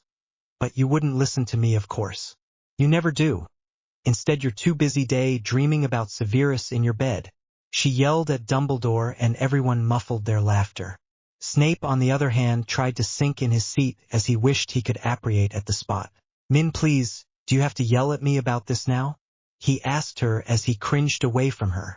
I'm just going to end the meeting now since the questioning game didn't work out as planned, so, oh, you're not getting out of this that easily, she said threateningly. Well, see you at the Halloween masquerade ball tonight, he said as he went to leave, but she grasped his robes quickly and she pulled him back down. Masquerade ball tonight? She repeated in disbelief. Yes, it's tonight at 7, which I think would give you enough time cool your temper, he said smiling, and then quickly pulled away from her hold and ran away. They were all surprised at how fast he ran for a person of his age. He left Minerva fuming as the rest of the group started to talk about the upcoming event. Oh, this will be fun. What are you guys going as? Asked Harry as he looked around. I think it would be fun at we. The Joker looked around to see if anyone was listening in. Boys, I have a plan. Let's discuss this in our headquarters. Shall we? The trio nodded in approval. Poison Ivy was talking to Two-Face and Catwoman. Who am I supposed to dress up as? Asked Two-Face. Oh, I got it, said Catwoman as she looked at Two-Face. You would be a half-moon. Seriously? No, I got it, you could be that guy from Phantom of the Opera, suggested Poison Ivy, looking content with her answer. Batman saw Minerva storm out of the room as he went after her. He caught up of her in the halls. Hey Minerva, he called after her, but she didn't slow down. He quickened his pace until it matched hers. So you're going to the masquerade, right? He asked her. Yes, I'm deputy headmistress. It would be expected of me to attend. She replied like it was the worst thing in the world. Then will you go with me as my date? Asked Batman. Minerva stopped to look at him and then shook her head before she continued to move on. No, it's not a good idea. I mean, I can't be with you in public, but it's a masquerade, no one will know, and I won't wear my bat suit. He protested, and she still looked unconvinced. I don't know, maybe, she said as she thought about it. She then reached her office and walked in. I mean, you'll be masked, I'll be masked, and out of this suit. We'd be able to be together, and I could show you my dance moves, he said smiling, and she changed to her younger self. It might work. Since it's a big event, ministry officials would be there as well, so we could blend into the crowd more easily. So is that a yes? He asked her hopefully. It's a yes, she said, and he happily spun her around the room before he kissed her. I can't wait for tonight. He smiled. Me neither. Down in the quartet's headquarters, the Joker was explained to his partners in chaos his complex plan. Do we need to get hair from Batman to make this potion work, right? Asked George with a grin. Yup, I still remember the recipe from last year, said Harry. Why were you using polyjuice potion last year? Asked the Joker. I was trying to see if Draco Malfoy— You mean that kid that Scarecrow gassed near the beginning of the year? Asked the Joker. Yeah, him. Anyway, I was trying to see if he was the heir of Slytherin who was killing off all the Muggle-borns. Explained Harry. Okay, now I get it. So Fred, George, you two said you could get some of Batsy's hair? Questioned the Joker. Yup, exclaimed Fred as he stood up, bringing his twin, who had grasped Fred's arm, up with him. Right away, chirped George, and the twins marched out of the chamber to retrieve a lock of Batman's hair. So, is what you said in therapy about wanting to adopt me true? Asked Harry once the twins had left. Of course I meant it, Harry. Who wouldn't want to have you as their adopted son? I mean, with a mind like yours filled with diverse ways of how to kill people, it would be fun to have you around. Assured the Joker. So this isn't just a joke? 'Cause even though I love them, this is sort of serious. Harry said, looking down embarrassed. The Joker sighed. Harry, there isn't much I'm serious about, but I am about this. I seriously do want you as my son, and I am going to do whatever I can to make it happen. That is, if you want me to. The Joker said sincerely. Yeah, I would like that, said Harry with a smile. The Joker smiled back, his mind dead set on having Harry as his son by the time he's forced back to Gotham. And when the Joker sets his mind on something, nothing can stop him. Just then the twin walked back into the room carrying a vial of brown hair and 4 bat suit replicas. We got it, exclaimed the two in unison. Great, but how'd you get them? Urged Harry. Well, it went sorta like this, started Fred. Flashback to half an hour ago. Fred and George walked to the portrait that concealed the guest dorms. The portrait smiled at them and asked for the password. Hey Fred, I know where we can get the hair sample. George called quietly to his brother. Fred looked over at George as they exchanged mischievous grins to each other. Batman had been in the bathroom as he dried his hands on a towel. When he opened the door, there was a tall red-headed boy with a camera. Now smile and wait for the flash, yelled Fred. And then he heard a humming noise from behind him. Before he could comprehend what was going on, he turned to see another red-headed boy with a razor as he quickly swiped at Batman's head as he left a thin strip of his head bare. The boy quickly collected all the hair with a flick of his wand, and then the two were rushing out of the room before Batman could clobber them. He could hear Fred and George laughing down the halls as they ran back to the Joker and Harry. Present time. Fred and George smiled dreamily as they remembered their encounter with Batman. The Joker and Harry laughed as they saw the picture. Luckily for Batman, the Joker couldn't see his face in the picture. Good work, boys, now all we need is the potion. And I know just where to get it, said Harry laughing. They walked into the potion classroom as they whistled nonchalantly as they tried to seem casual. All 4 of them walked into the storage room to get the polyjuice potion that Snape fortunately had. They then whistled back out just as Sirius had walked into the room. The Joker turned around as he smiled at Snape. His scars elongated his sinister smile as the Joker raised his finger to his lips to indicate Snape to keep his mouth shut about them ever being there. What the hell? Thought Snape. The boys then laughed down the halls as their plans were going along smoothly. For now, the masquerade ball was held in the Great Hall. Huge carved pumpkins decorated the room with the starry ceiling and floating candles. There were dancing skeletons and the suits of armor were singing Halloween songs. The children had been sent off to bed as the occasion was only for adults. Witches and wizards from all over the world came to the event. Most were very high-ranking in society. Dumbledore wore dark plum purple robes and a top hat with a black can. He wore an elaborate fiery orange mask as he was parading through the crowd socializing. Two-Face attracted great attention since he was always good at speaking with people. The library books seemed to pay off as he was able to talk to many people about debatable topics as he mostly persuaded everyone to see it his way. These magical folks are so gullible, he thought. His Phantom of the Opera mask worked too since they all saw his lovely charming side instead of his scared side. Catwoman and Poison Ivy were talking up a storm with some wizards. They were both very beautiful women.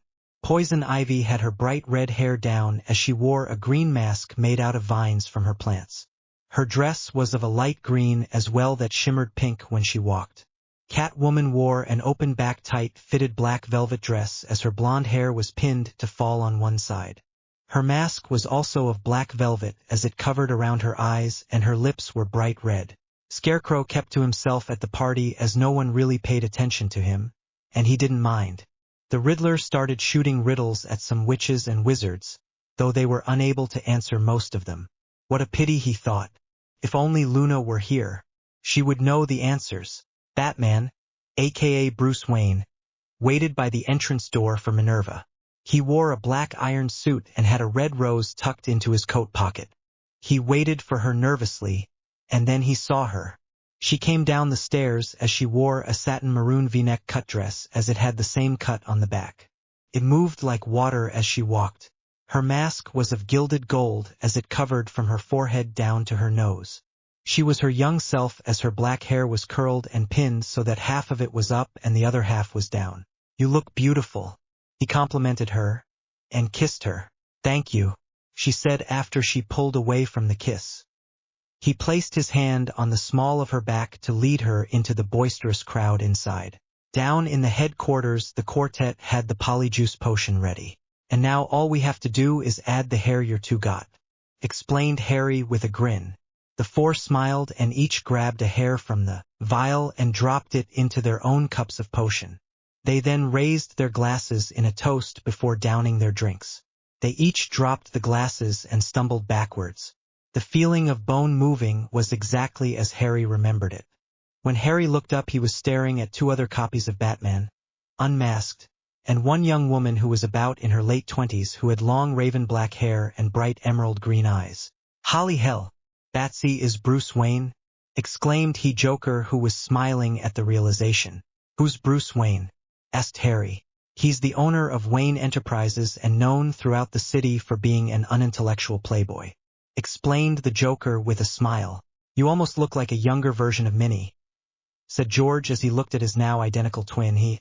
"Now I have two sisters, won't Mom be proud?" teased George. "Are you sure Ginny's a girl?" joked Harry, and the twins thought about it. Who knows?"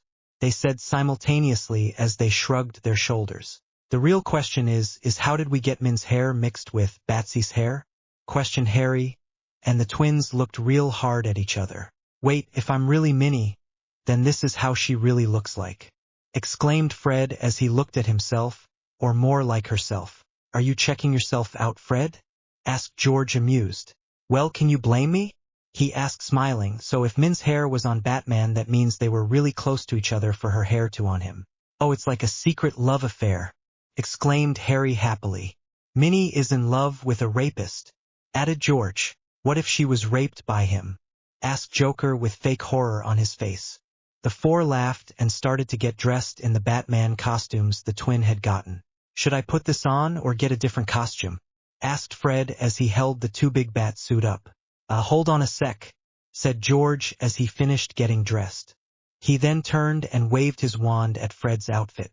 It shrunk and transformed until it was a short, black miniskirt with the utility belt and a black halter top with the bat symbol in the center. Black gloves that reach up to the elbows and a matching pair of black knee-high boots could also be found. A bat cowl and cape finished off the outfit. All in all, it looked like a slutty female version of the bat suit. "I am not putting that thing on," exclaimed Fred as he backed away from it in horror. "Too bad. You have to. Or else," threatened George with a grin. "Or else what?" challenged Fred. George didn't reply. He only locked eyes with the other two Batman replicas. They all grinned and started walking towards Fred. Guys. Hey, what are you doing?" "No, I don't want to wear it." Fred's pleas were futile. The four soon stood in form of the Great Hall, excited to start causing chaos. "I hate you all," deadpanned Fred. "Love you too," exclaimed George. The four walked in and looked around. They were just about to break off when something caught the Joker's eye that made an idea form in his mind. He quickly pulled the younger three back out of the room. "I have an idea," said the Joker. "What is it?" asked Harry. The Joker didn't respond. Instead, he grabbed George and pulled him over to the door. He opened it slightly and poked his head in. He also pulled George's head next to his so he could see what he was looking at. "See what the really Minnie is wearing?" asked Joker. "Yeah," responded George. "Make Fred's outfit look like that," exclaimed the clown with a grin. Confused, George did what he was told. The others watched confused as the Joker lead them back into the hall, just out of sight of Batman and Minnie. Mind telling us what's going on? Asked Fred, not at all happy with his new outfit change. Can you pose as Minnie all night? Asked the Joker to Fred. Probably, said Fred, still unsure of where this was heading. Okay then, just go with it, exclaimed the Joker. He then watched as the real Batman walked off. Anyone know how we can get her away quietly? Asked the Joker. The others then understood what was going on and nodded. The real Batman and Minerva were dancing to the music. Once the music stopped, Batman took hold of Minerva's hand and kissed her palm all the way down to her wrist. Would you like a drink, my dear? Asked Batman. Yes, thank you, responded Minerva. Batman placed a small kiss on her soft lips before he left her side. Minerva watched him leave amongst the crowd. She smiled only to feel a sharp pain on her back as she fell limp into George's hands. Luckily they hadn't been spotted and he dragged her out. Harry shoved Fred to where Minerva was before she had been struck by the red beam of light. What am I supposed to do? Asked Fred frantically. Here, I hope you like butterbeer, came Batman's voice. Fred cleared his throat as he tried to sound more feminine. I do, thank you, Fred replied. Batman heard her hoarse voice as he wondered what happened to her silky soft musical voice that he loved. Min, are you all right? Yes, why? Asked Fred, now nervous as he sipped the butterbeer. It's just your voice, it's different, replied Batman, looking at Minerva, who wouldn't look at him. Something changed about her. The way she carried herself with grace was gone as Fred was instead slumping, and the way Minerva also would look at him. But now she wasn't. Something wasn't right and he knew it. Oh, it's just I have just fell under the weather. But I'll be fine. Lied Fred. You don't look sick, Batman pointed out, but just then he heard the Joker's insane laugh. People all around dropped their glasses as the effects of fear toxin started to appear. Then Harry's voice rang out around the hall. Also a challenge to Batsy. Can you both save the good people from Johnny's new fear toxin and save your lovely Minnie from her oil and C4 death at the same time? Harry's laughter was joined by his soon-to-be father's. Good luck, exclaimed a third voice that was clearly one of the twins. Batman turned to the Minnie he was with only to see her youthful face bubble away to that of one of the young red-headed boys who had attacked him while getting ready. You, exclaimed Batman, pointing to Fred. Gotta run. Thanks for the butterbeer, proclaimed Fred before he darted off out of the great hall. Fred sprinted down the hallway to meet up with his two friends and twin. He caught up to them in the hallway before the Gryffindor common room. Hey all, said Fred with a grin as he approached the group. The Joker had Minnie slung over his shoulder like a potato sack, and they had all turned back into their original selves. All of their bat suits were at least several sizes too big. Nice dress, teased George. Fred just glared. Turn it back. George just grinned and waved his wand. The dress changed back into the female Batman costume. The trio minus Fred laughed and continued walking. Fred scowled at them but followed. So why aren't we going to the chamber? Asked Fred. Well, we don't want to blow up our base, do we? Replied Harry. Fred nodded, seeing the logic in his companion's statement. They turned the corner and saw a large black dog clawing at the Gryffindor entrance painting. Does Hogwarts have a mascot? Questioned the Joker as he shifted the women on his shoulder. The dog turned at the voices and stared at them. His eyes shadowed over them and seemed to raise an eyebrow at their captive. Harry, is that really you? Asked the man as he reached towards Harry. The Joker stared at the man and stepped protectively in front of his soon-to-be son. Who are you? He asked, looking straight into the man's gray eyes. Sirius Black, the man introduced himself. Aren't you trying to kill me? Asked Harry from behind the Joker. No. I'm not trying to kill you. I'm your godfather. Why would I want to kill you? Questioned Sirius. Not really sure, but that's what all the people have been telling me, stated Harry, stepping out from behind the Joker.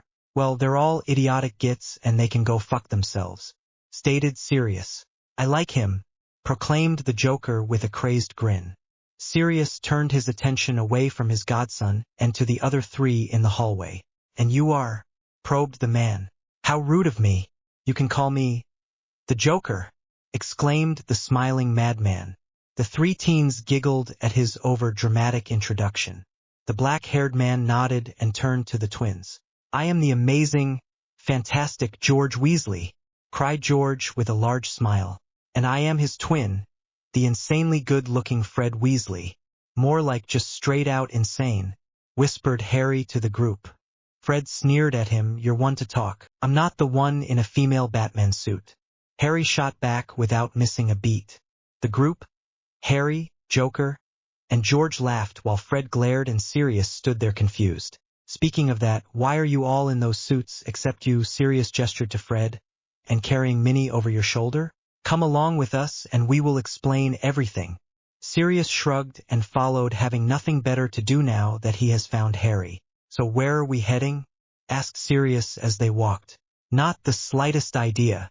We are just trying to find a place where we can blow up large amounts of explosions and not bring down the castle," explained the Joker. "Know any place that fits the bill?" Sirius thought for a moment before speaking. "Why do you need a place like that?"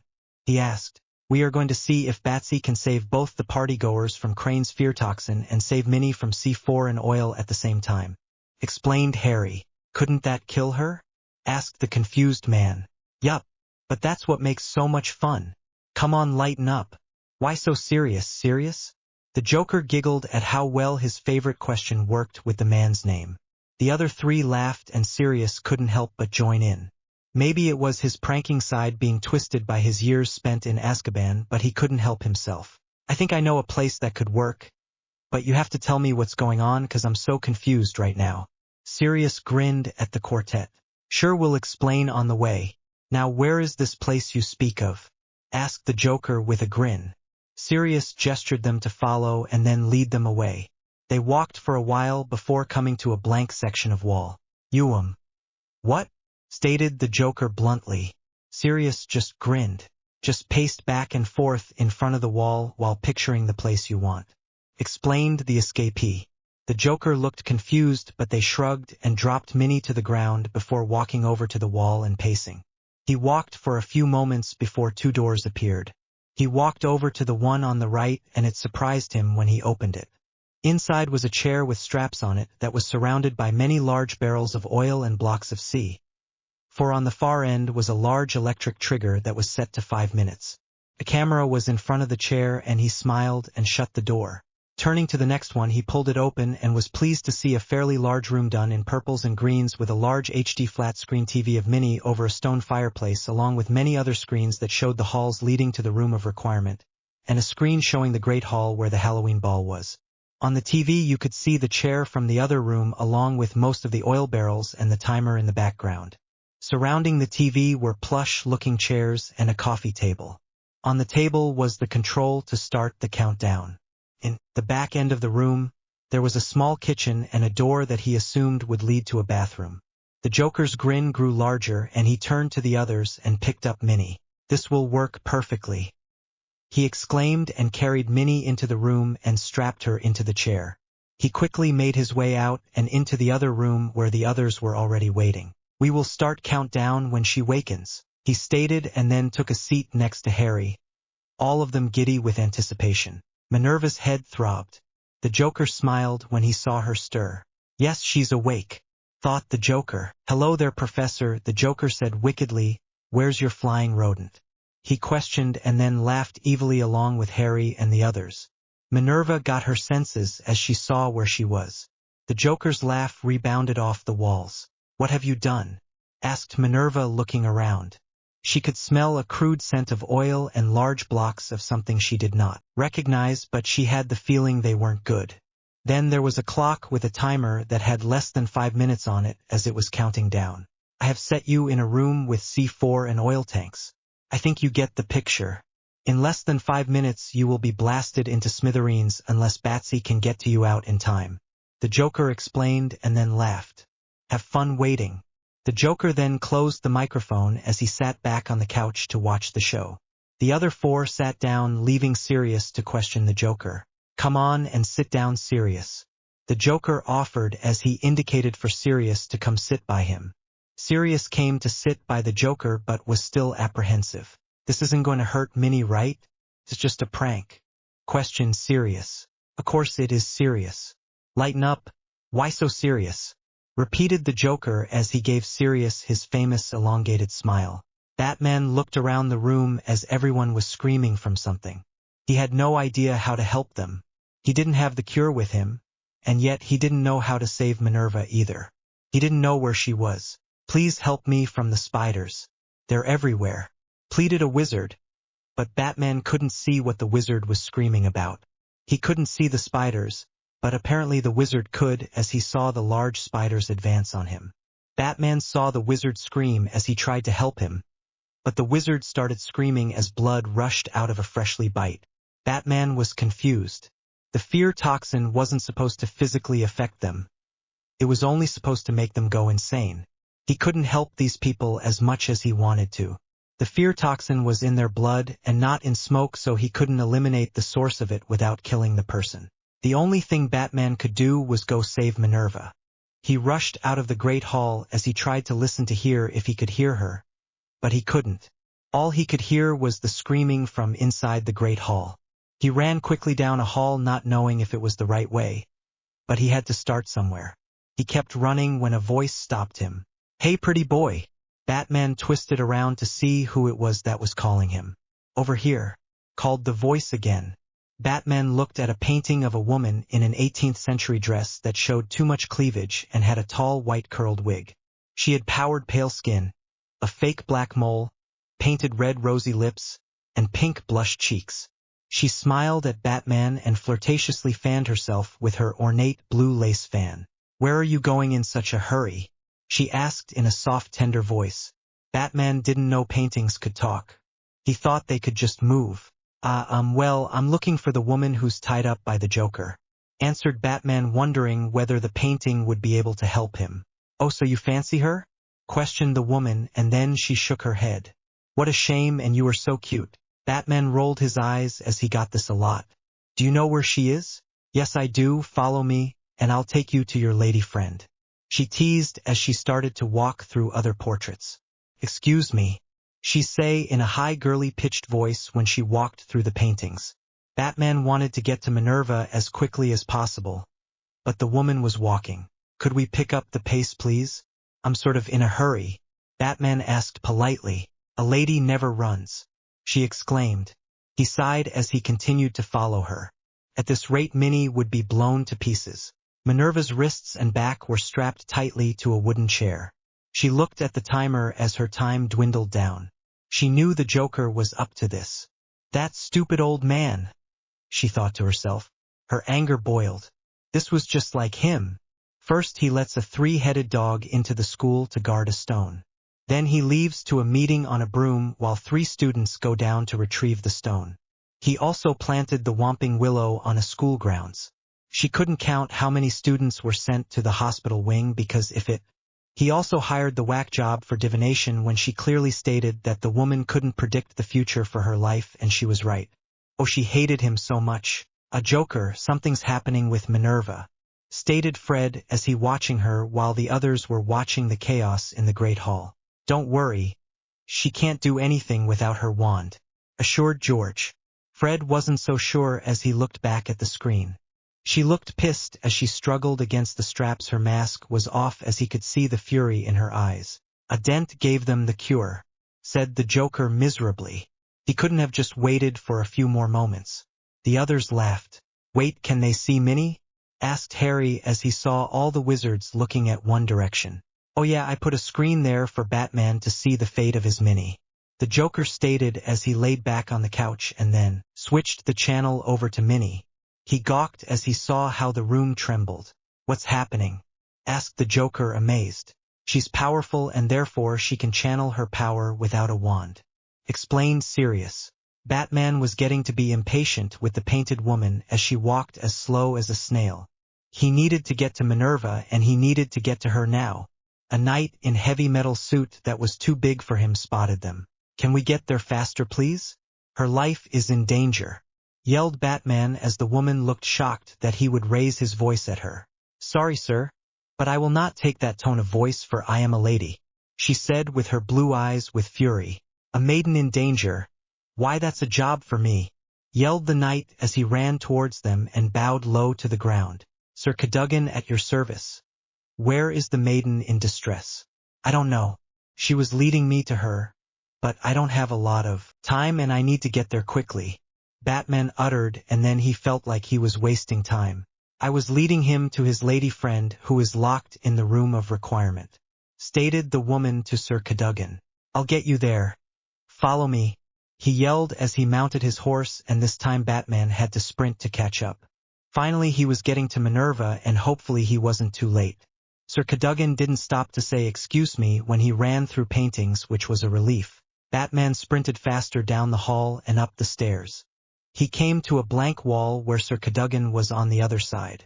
Well, here is the room of requirement, he stated. But where's the door? How do you get in?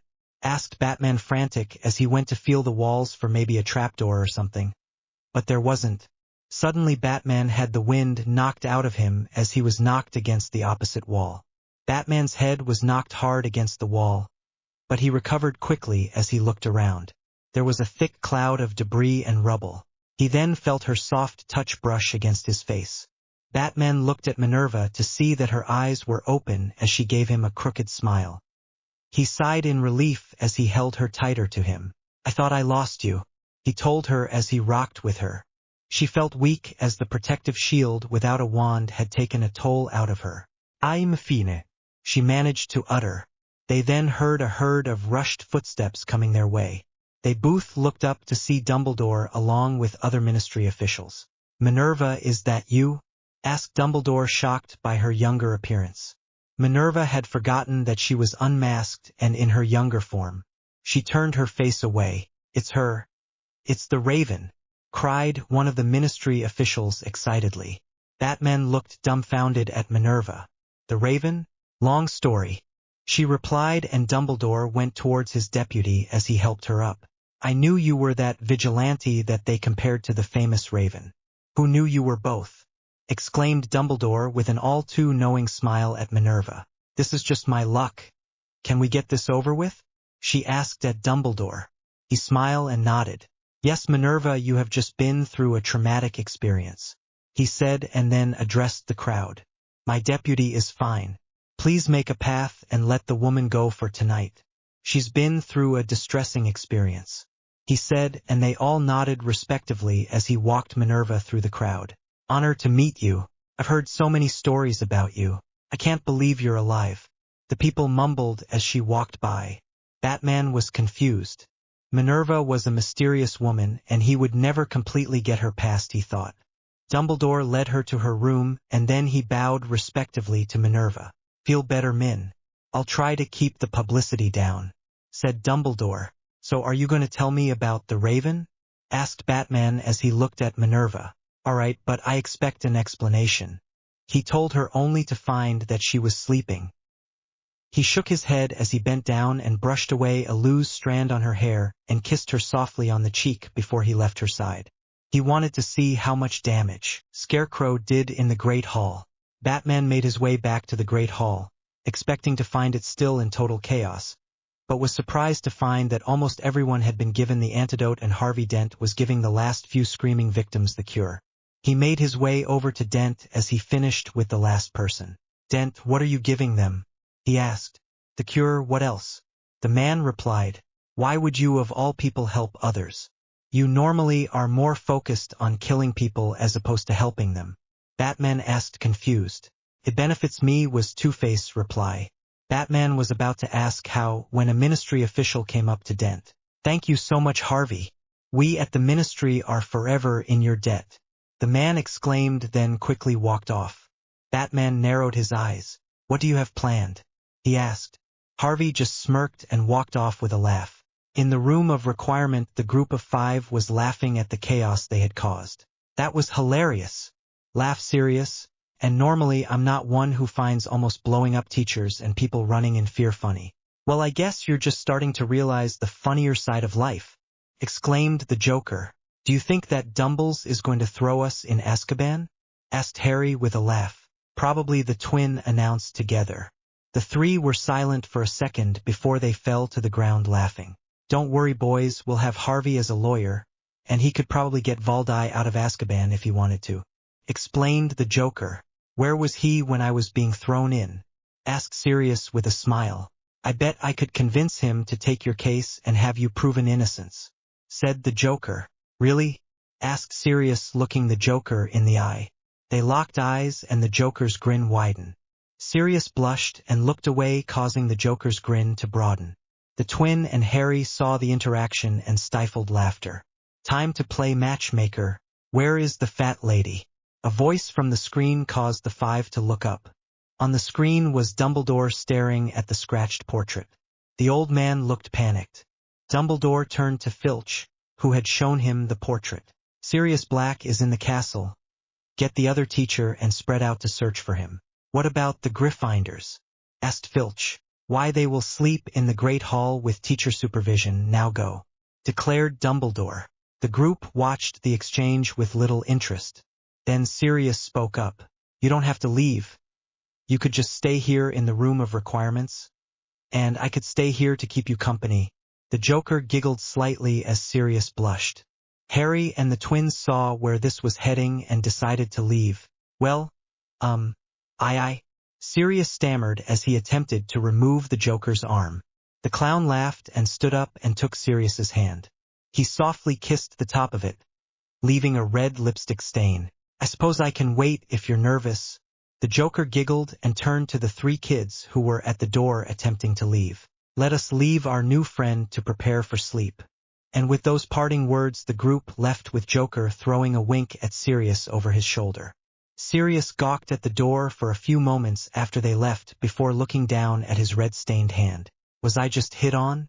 The next day at the group therapy meeting, Dumbledore sat down next to Minerva, who was looking her natural self now that her secret was out. Minerva was still mad at him. He wouldn't send the Gotham people back even though they almost killed everyone in the Great Hall and tried to blow her up. He figured that it would take about a few minutes before she'd talk to him again, since she'd be complaining about something that was happening at the meeting. Now that Dumbledore thought about it, the meetings didn't seem that productive to helping the villains. Snape looked at Minerva, shocked that she looked younger than he did. Did you get some work done? Asked Snape as Minerva glared at him. I was cursed to look like this, so I don't want to hear it. Severus. I wouldn't say cursed, more like blessed. She looked at him dumbfounded. Did he just compliment her, or was that just her imagination? Batman, on the other hand, saw it as a compliment, as he didn't like it at all. But Minerva still advised him that they should keep their relationship a secret, so he held himself back from decking the git. The others started to file in as the next group therapy session was in order. So I hope everyone enjoyed themselves last night despite the drama that took place. Dumbledore said once everyone was seated. He then took out a basket full of hand puppets that looked like another person in the group. He then flicked his hand as they were all passed out to everyone. Severus looked at it weirdly along with all the other villains. Sir, what are these for? Asked Severus as he got a puppet that looked like Dumbledore. You're all going to play with them. Dumbledore was cut off by Fred. In bed, Dumbledore looked at Fred with a little smile and then continued. As lovely as that thought may be, we'll actually be using the puppets to say how the person that you have might really feel without judgment. The villains looked at their puppets, still not knowing what to do with them, while Harry and the twins started having a puppet war. Alright, for example, Dumbledore put his hand in the puppet that looked like Severus as he turned to Severus. I think your beard is very nice. In bed. Cut off George. Severus looked at Dumbledore incredulously as Minerva tried not to laugh. I wouldn't say that, snapped Severus. Ah, no judgment Severus. Reminded Dumbledore. Severus gritted his teeth as he thought two could play at this game. He lifted his puppet, who was Dumbledore, as he started to speak. I'm an old pervert. That wasn't very nice. Dumbledore replied a bit sadly. No judgments Dumbledore. Mocked Severus. Minerva looked to see that she got Batman as Batman had her. She smiled as she realized what that old coot was up to. He gave people the puppets of who they liked, or if no one in the room liked them, then they would get themselves. Why do I have Ivy? Asked Crane as he looked at the redhead he had been passed. I don't know, I have you, and what's wrong with me? Questioned Ivy. I thought you didn't like male scientist? Asked Crane, trying to change the subject. In bed, interjected Fred. I thought you didn't like women. In bed it was George this time. Use the puppets and remember, no judgment, exclaimed Dumbledore. The two scientists sighed and then Ivy smirked. Can't get any, she said in a high-pitched voice as she held up the crane puppet. Jonathan glared. I sell myself out on the street, he said, mocking Ivy. Ivy flushed and threw the puppet in her hand at Crane before tackling the scientist to the ground. They rolled around for a few moments and the group sat in silence as they watched. Get a room, exclaimed Harry with grin. The two on the ground flushed and quickly go up and parted from each other to return to their seats. Harry giggled and turned to Luna holding up his Luna puppet. Hello, Harry Potter, Harry said in a dreamy voice as he addressed the hairy puppet that Luna was holding. Hello, Luna. Luna replied in character. You have a Nargle infestation, Harry replied. That's terrible. Can you help me get rid of them? Luna asked with fake alarm. Yes, all we have to do is remove them though the mouth, said Harry. By now the whole room was focused on the two. Really, how do you do that? Asked Luna, still acting with the hairy puppet. Like this? Harry said and moved his puppet forward to bump lips with the hairy puppet in a puppet kiss. That's not how you remove Nargles, exclaimed Luna. Keep your puppet hands off my sister, exclaimed the Riddler, but Luna and Harry ignored him. This is how you remove Nargles, Luna said as she leaned forwards and locked lips with the real Harry. Joker, control your son, said Edward to the Joker. Get a room, the two exclaimed in unison. Harry flipped them off, but the two separated and sat back in their own seats, though their hands were intertwined. Sue, who's next? Harry asked, not caring for the looks he got. How about my brother and Harvey? Said Luna as she grinned at them. The two stared at her. What are you trying to imply? Asked Harvey. Just because we have each other's puppet means nothing, said the Riddler with a faint blush on his cheeks. Sure it doesn't, Harry said with a grin, understanding what Luna was saying. The two men glared. Luna stood and walked over to there and slung her arms around their shoulders, pushing them together. Come on. We all know you two love each other, she said, and then quickly retreated back to her seat. Harry then leant over and whispered in her ear. Why'd you do that? I stole Harvey's coin. I have an idea. Wanna help? Hell yeah. What are we doing? Meet me in front of the abandoned classroom after the meeting. We are getting my brother and Harvey together, Luna exclaimed quietly with a giggle, and Harry joined in, ignoring the cautious looks Two-Face and Riddler were sending. The Joker looked at his puppet and saw it was himself with his insane smile. He looked at his puppet and then at Dumbledore. Can my puppet be a dog? He asked. Why? Asked Dumbledore. Well, I found this dog, and I want to keep it. Can I? Asked the Joker. Dumbledore thought about it and thought maybe having a pet would be a good thing for the Joker. Snape then raised his puppet of Dumbledore. No, Snape said flat out. The Joker smiled at Sirius. But I'll take care of it and everything. No, you tried to blow Minerva up. You lost the privilege of having a pet. Then can I have the dog? Asked Harry, seeing where the Joker was going with this. No, you helped him, and besides you have a pet, snapped Sirius. Minerva looked at Harry with disbelief. No, Harry couldn't have helped, would he? Yeah, but I don't have a dog, whined Harry. I don't care, you're not keeping the dog. And that's the end of that. That's unfair, yelled Harry. Sirius, I really don't think it's your decision whether he can keep the dog or not, even if you have Dumbledore's puppet. It's the headmaster's decision, stated Minerva. Dumbledore then nodded in appreciation and then looked at Harry. I'm sorry, Harry, you can't have the dog. Damn it, replied Harry. You can't have the dog, continued Dumbledore, now looking at the Joker, because the Joker asked for the dog first. I think having a pet to be responsible for will be good for you. Thank you, Headmaster, I'll take good care of him. Thanked the Joker. In bed, interjected the twins at the same time. So I think we should end this group therapy session for today. Dumbledore stated. I shall leave you all with one last thought. Those who behave can go to Hogsmeade. The villains looked at him curiously. Minerva couldn't believe that Albus would allow them out of Hogwarts. What's Hogsmeade?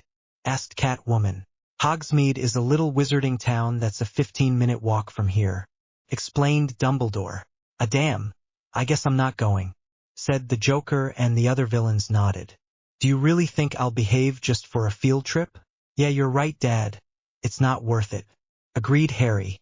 Dumbledore was shocked when he heard this from Harry. Dad? Asked the Joker looking at Harry. Yeah, it's okay if I call you that, right? Questioned Harry nervously. I'm honored to be called Dad. Son. The Joker exclaimed, then hugged his son. Dad? Repeated Dumbledore. Yes, it's what sons call their adopted fathers. Adopted father? Yes, Dumbles, he's my adopted father. I don't think so, Harry, or else I would have known about it. Replied Dumbledore looking prudent. Well, you don't know everything now, do you? I'm your headmaster. I know when my students switch guardians, and I know that the Joker has not gained custody of you.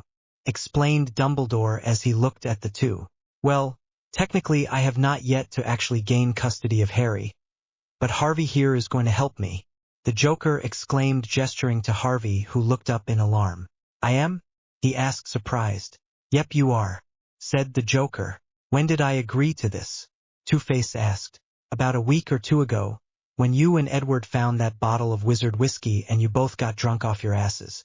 You agreed to help right before Edward and you both stumbled off your room.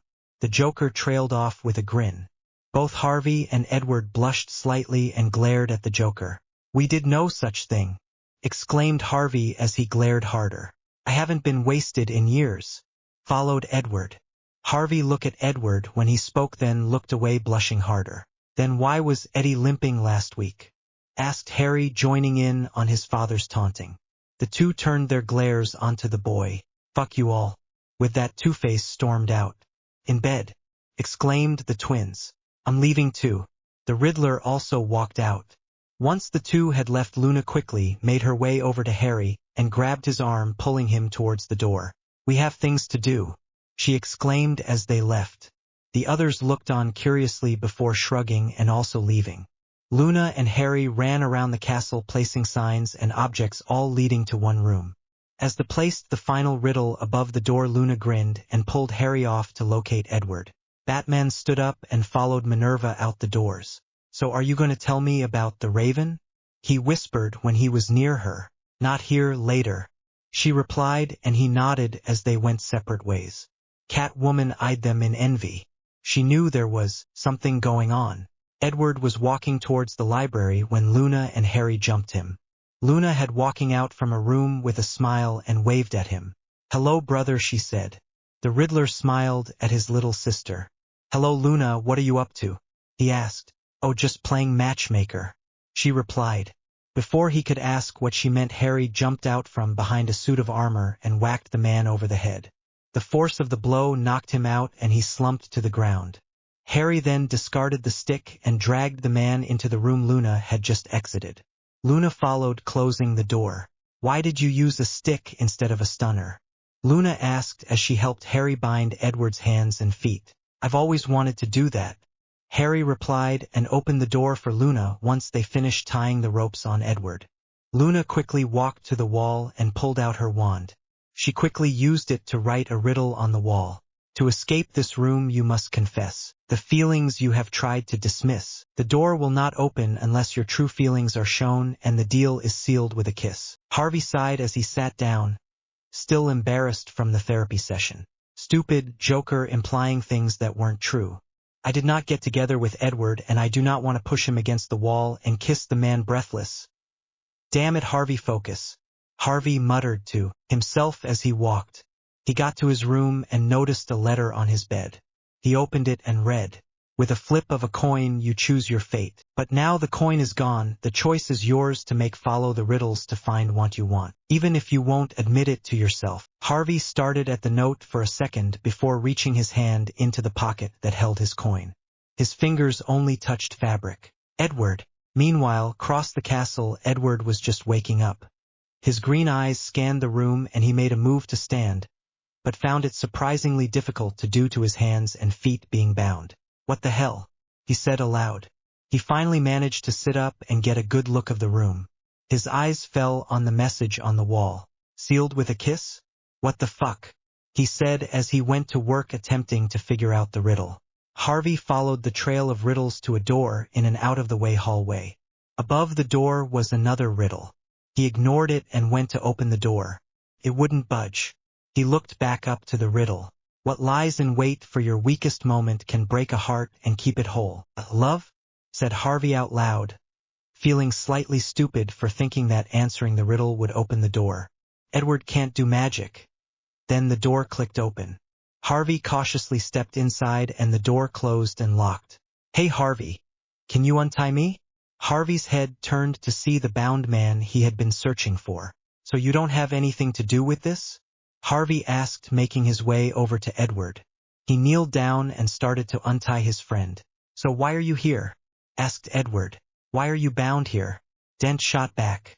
He got Edward's hands loose and then started on his feet. I can untie myself now that my hands are untied, you know. Edward said and moved his hands to try and untie his feet, but Harvey swatted them away and continued. I know, so why are you still untying them? Because I can, Two-Face said. He finished unknotting the rope and stood. He extended his hand and helped the Riddler stand. Do you know why we both ended up in a locked room? He asked. Before I was hit over the head and tied, I saw my sister. When I asked her what she was up to, she told me she was playing matchmaker. Edward replied as he rubbed his sore wrists and walking over to slump against the wall. Do you know how to get out? Harvey asked as he looked at the man before him, trying to get the image of a bound Edward out of his mind. Edward just shrugged and pointed to the message on the wall. Sealed with a kiss? That's what I said. My little sister is crazy. She somehow managed to charm the door not to open until we kiss. Damn little sister. The Riddler trailed off and looked to the ground. Edward. The man looked up, surprised at how close Harvey had managed to get without him noticing. Edward blushed and looked down as Harvey put a hand under his chin to lift his head. Riddler looked him in the eyes and blushed. Harvey. What are you doing? We have to kiss to get out. Well, I think that worked, Harvey said as he blushed. I have to go, he said hastily, then quickly took his leave. The Riddler stood against the wall for a few seconds before he managed to catch his breath. He attempted to push down his blush and then left the room and started back on his way to the library, though he knew his mind won't be on the books. Minerva was in her office grading papers, trying to keep her mind busy. She was almost blown up, and now she had just recently been returned her wand from an anonymous person. Her quill moved fast across the page as she made red marks on one of her students' papers.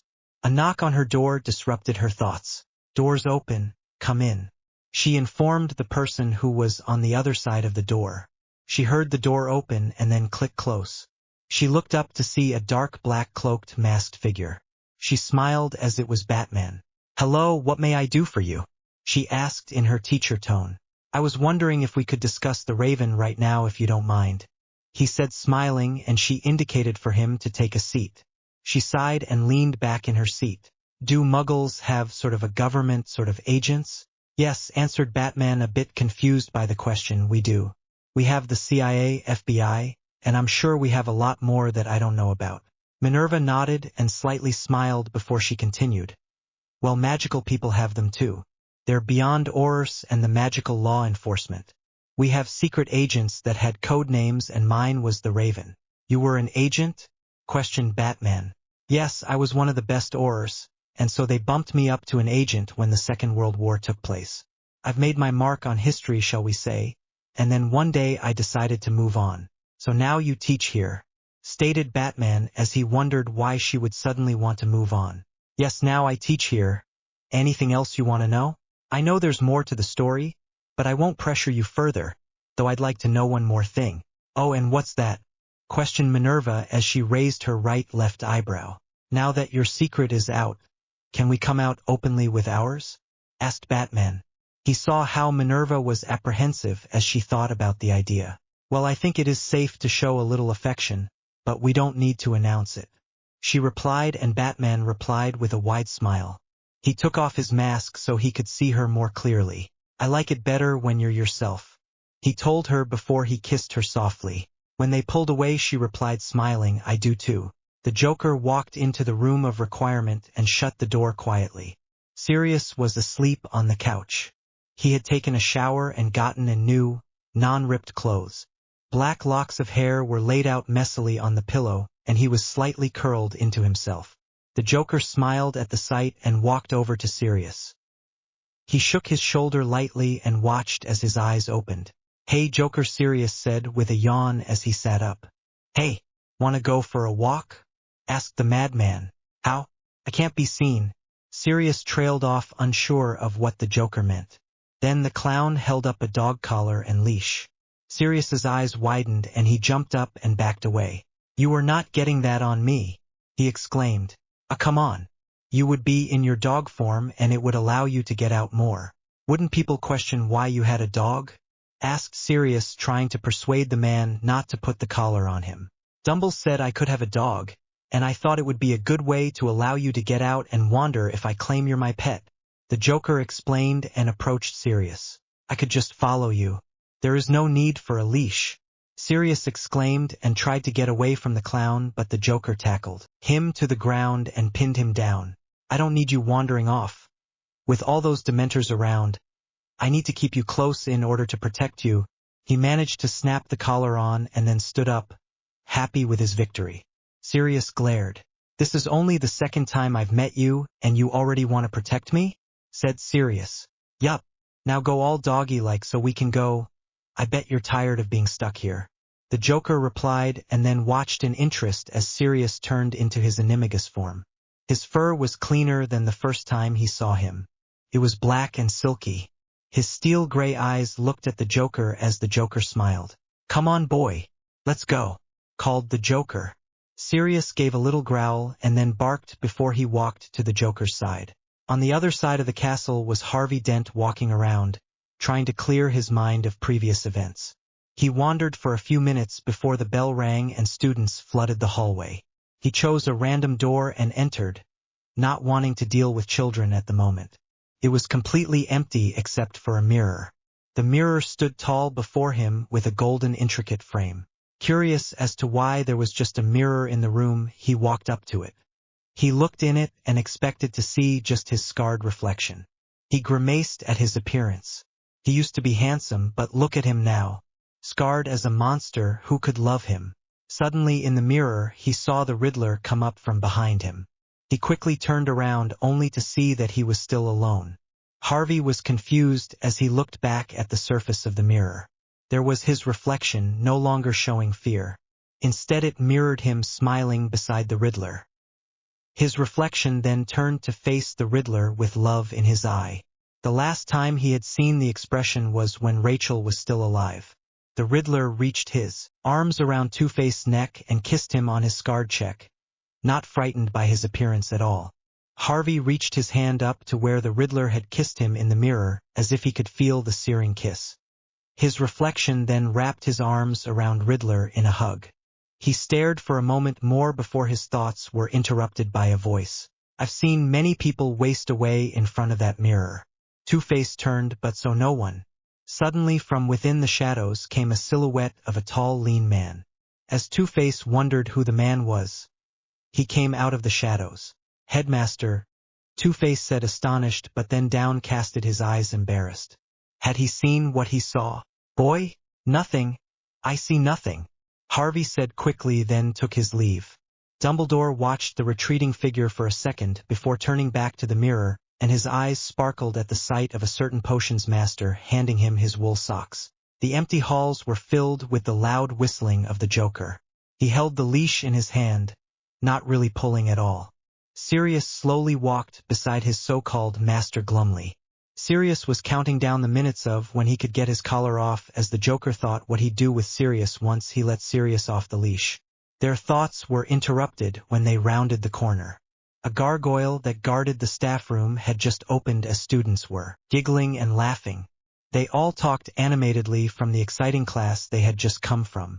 "Don't forget the homework is 6-inch paper on boggets," called a voice after him. A tall, thin man with shabby clothes came out of the room smiling, as he was clearly pleased with how well his class went. Sirius saw the man as he barked happily and rushed over towards him, pulling a reluctant Joker behind him. The man froze as the medium-sized dog leapt on him, knocking him down on the ground. "Whoa, Sirius, bad dog," the Joker reprimanded. "Bad dog." Sirius stopped to glare at the Joker before going back to Remus. "Sirius?" That's an interesting name for a dog, said Remus, raising an eyebrow as he pushed Sirius off him. He stood and looked at the Joker. I don't think we have met yet. I'm Remus Lupin, Defense Against the Dark Arts Professor. And you are? Call me Joker, the clown exclaimed while holding his hand out. Remus cautiously grasped his hand but quickly pulled back with a yelp. The Joker held up his hand to reveal a small red button in his palm. Joy buzzers? Gets them every time. Funny. Now about your dog. You said his name is Sirius? Asked Remus, glancing back at the black dog. At the sound of his name, Sirius looked up, then darted into Remus's classroom. The Joker and Remus quickly followed, the Joker shutting the door behind them. Remus scanned the room searching for the dog, when he spotted a dark shape move behind a desk.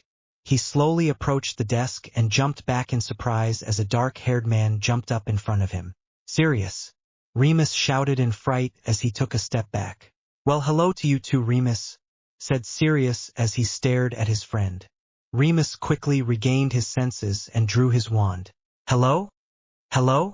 You betrayed James and Lily, killed 13 muggles and Peter, and all you say is hello? Screamed Remus. You killed 14 people? Interesting, the Joker muttered to himself. No, I didn't kill them. I would never betray James and Lily. It was Peter, exclaimed Sirius. No killing? What a turn-off. Oh well, I can fix that, the Joker proclaimed with a grin. Both Sirius and Remus stopped for a second to stare, but then turned back to each other. Peter is dead. You killed him, you Death Eater, screeched Remus. Death Eater? I'm not a Death Eater. See, exclaimed Sirius, then pulled down both sleeves to reveal his unblemished forearms. You're not a Death Eater? That's what I've been trying to tell you. So Peter's still alive? Yes. Well, damn.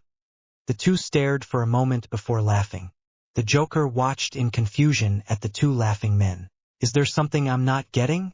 The clown asked. I've thought for the past 13 years that Sirius had betrayed 3 of my best friends, and now I've discovered that my other friend Peter is really the one who did it. Remus explained. And that's funny? Asked the Joker as he started to grin. Remus, still smiling, replied. It just seems like his luck. Joker started laughing with the two. Will all staff members, Gotham guests, and students that participated in the previous group therapy meetings report to the Great Hall for our next session? Dumbledore's voice rang throughout the castle. Perfect timing, exclaimed the Joker. Now I can show my new pet off. Oh no. Sirius started to back off, but then Joker yanked on the leash that was still attached to the man. Oh come on, Sirius, be a good doggy. We don't want to be late. Bite me, Sirius yelled back as he continued to resist. Well, if you insist. The Joker responded and started to approach Sirius. The man watched apprehensively, then changed into his dog form when the clown didn't back off. Remus watched with curiosity at the interaction between his friends and the madman. The Joker led the dog out the door and towards the main hall. He then backtracked and stuck his head back in the room. Are you coming? The Joker asked. Remus stared at the head, then shrugged and followed. The three walked quickly through the castle until they reached the Great Hall. They entered and found open seats next to Poison Ivy. She looked away from her conversation with Scarecrow to the newcomers. What's wrong with Sirius? Asked Joker with a pout. Ivy clung to Scarecrow more and tried to shield herself from the dog as he came closer. I hate dogs, Ivy replied. Joker laughed. Why? Dogs are amazing. Joker knelt down and hugged Sirius. The dog squirmed and escaped the clown's grasp after a few seconds. I was attacked by my neighbor's Doberman when I was a little girl. I've been afraid ever since, she explained. I thought you were afraid of male scientists? Inquired Joker. I am, Ivy replied. Scarecrow then took the chance to speak up. Then why are you sitting on me? Ivy looked at the man. I'm more afraid of dogs. And you were convenient. Ivy blushed and looked away as Scarecrow smiled at her. Afraid of dogs? He asked. Well, it seems that everyone is here. His twinkling blue eyes scanned the room until they landed on Scarecrow and Ivy. I believe there are enough seats for everyone to have their own chair, Miss Isley. The pair blushed and Ivy scooted off Jonathan and back into her own seat. Now that everyone is seated, we can begin. Severus, Please bring in the mirror. Dumbledore said. What mirror? The professor asked, confused. The mirror outside, of course. Severus sighed and then walked out of the room. He returned a minute later pushing a heavy, antique, golden mirror. He got it 10 feet into the room, then paused to take a breath. Why am I pushing this mirror? He asked. Because we are using it for this meeting. And because I like to see you breathless, Dumbledore thought. And I couldn't just levitate it because, he asked as he continued to push the mirror. Don't be silly, Severus. This mirror is far too delicate for magic. Dumbledore laughed. Of course it is. Severus mumbled under his breath and continued to push the mirror. He moved it to the center of the room, then stopped and went back to his seat. And how are we going to do that? Asked a skeptical Riddler. Albus. I thought you destroyed the mirror 2 years ago. Minerva glared accusingly at the older, and supposedly wiser, wizard. Oh Merlin, no, why in Merlin's right name would I do that? He brushed her off once more. If I did, I wouldn't be able to see. Severus. Now then, we shall call you up one by one and shall reveal to us what you see. Who would like to go first? I'll go. I've done it before, Harry said, half of the time looking at Luna to make sure she heard him. He frowned when she saw her gazing at nothing while she was deep in thought. Harry sighed as he got up to stand before the mirror. He looked at the smooth surface of the mirror, only seeing his own reflection for a short moment, but then the image changed. Harry, what do you see? Asked Dumbledore.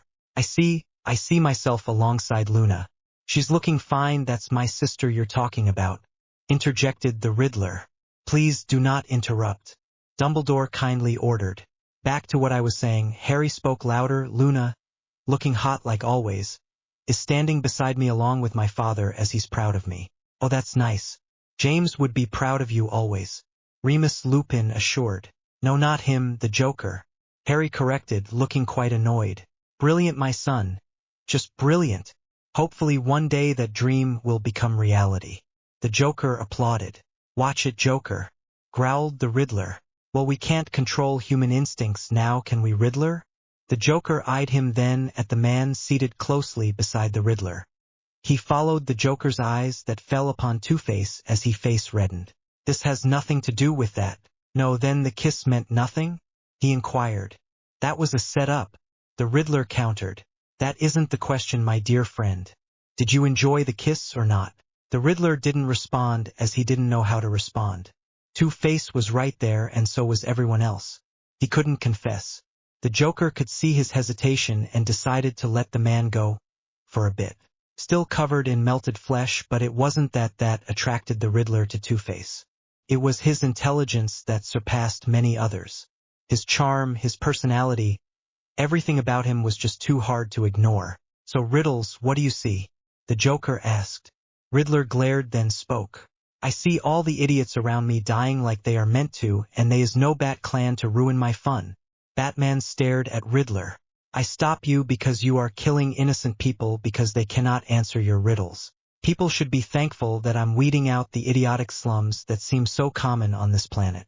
The Riddler yelled back at the Bat. It's not their fault that Batman was cut off. Batman, why don't you go next? Suggested Albus. Fine. The Batman stood and walked towards the mirror. He looked into the mirror and instantly he saw the smiling face of Minerva.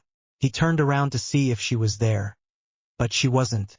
He was confused at first, but yet again he was in the magical world. There she was, her green emerald eyes gleaming. Behind him, he was once again in his penthouse in Gotham City. Minerva sat by the fire laughing as she played with a small girl. He looked closer and there, it was Helena, his only child. What does Batsy want? Questioned the Joker. Family, my family. Batman answered, not thinking. He soon looked around as the villains chided. He then looked at Minerva, the person he loved. She gave him a small smile, but it was the gleaming in her eyes that gave it away. After Robin had stood in front of the mirror speechless, Harry started to get irritated as he interjected. So what do you see, bastard? I see the girl of my dreams. Madame Pants? Harry guessed. What? No. She is someone who spends a lot of time in the library, though. Robin replied dreamily. Severus, my boy, why don't you go next? Dumbledore said with a twinkle in his eye. I will not waste my time in front of a mirror. But it's a magical mirror, just give it a try. I will not. Fine. I will look in the damn mirror. Severus stood and looked in the glass. He saw himself scowling back, and then Dumbledore walked up from behind. The mirror Severus turned and pulled out a piece of parchment. He showed it to Dumbledore, who frowned upon reading it, then walked away. Severus shifted the parchment so it was readable from where he was standing. It was a restraining order on Albus Dumbledore. So what do you see? Albus asked enthusiastically. I saw a restraining order on you. Severus stated. Well, that's not very nice. No judgment. You're right. I'm sorry. Who wants to go next? Dumbledore stopped the conversation. Oh, pick me, cried the Joker waving his hand. So Dad, what did you see? Harry asked. You'll see when the time comes, the Joker laughed. So, Ivy, would you like to go next? Albus questioned. Ivy looked around to make sure Sirius was far away from her before she walked up in front of the mirror. She looked straight back at herself. The image started changing. Behind her was a lush, exotic garden filled with her beautiful venomous plants. In the center was a large flower she had never seen before. It was still a bud ready to bloom. It was breathtaking. What do you see? Dumbledore had repeated the question he had asked many others before her. I see the most beautiful flower ready to bloom. And it's opening up right now. There's something in the center. She looked excited, but then her face had suddenly dropped when she saw what laid in the center. There was Scarecrow in the center of the flower without his mask. His chest was bare and muscular as he looked like a god.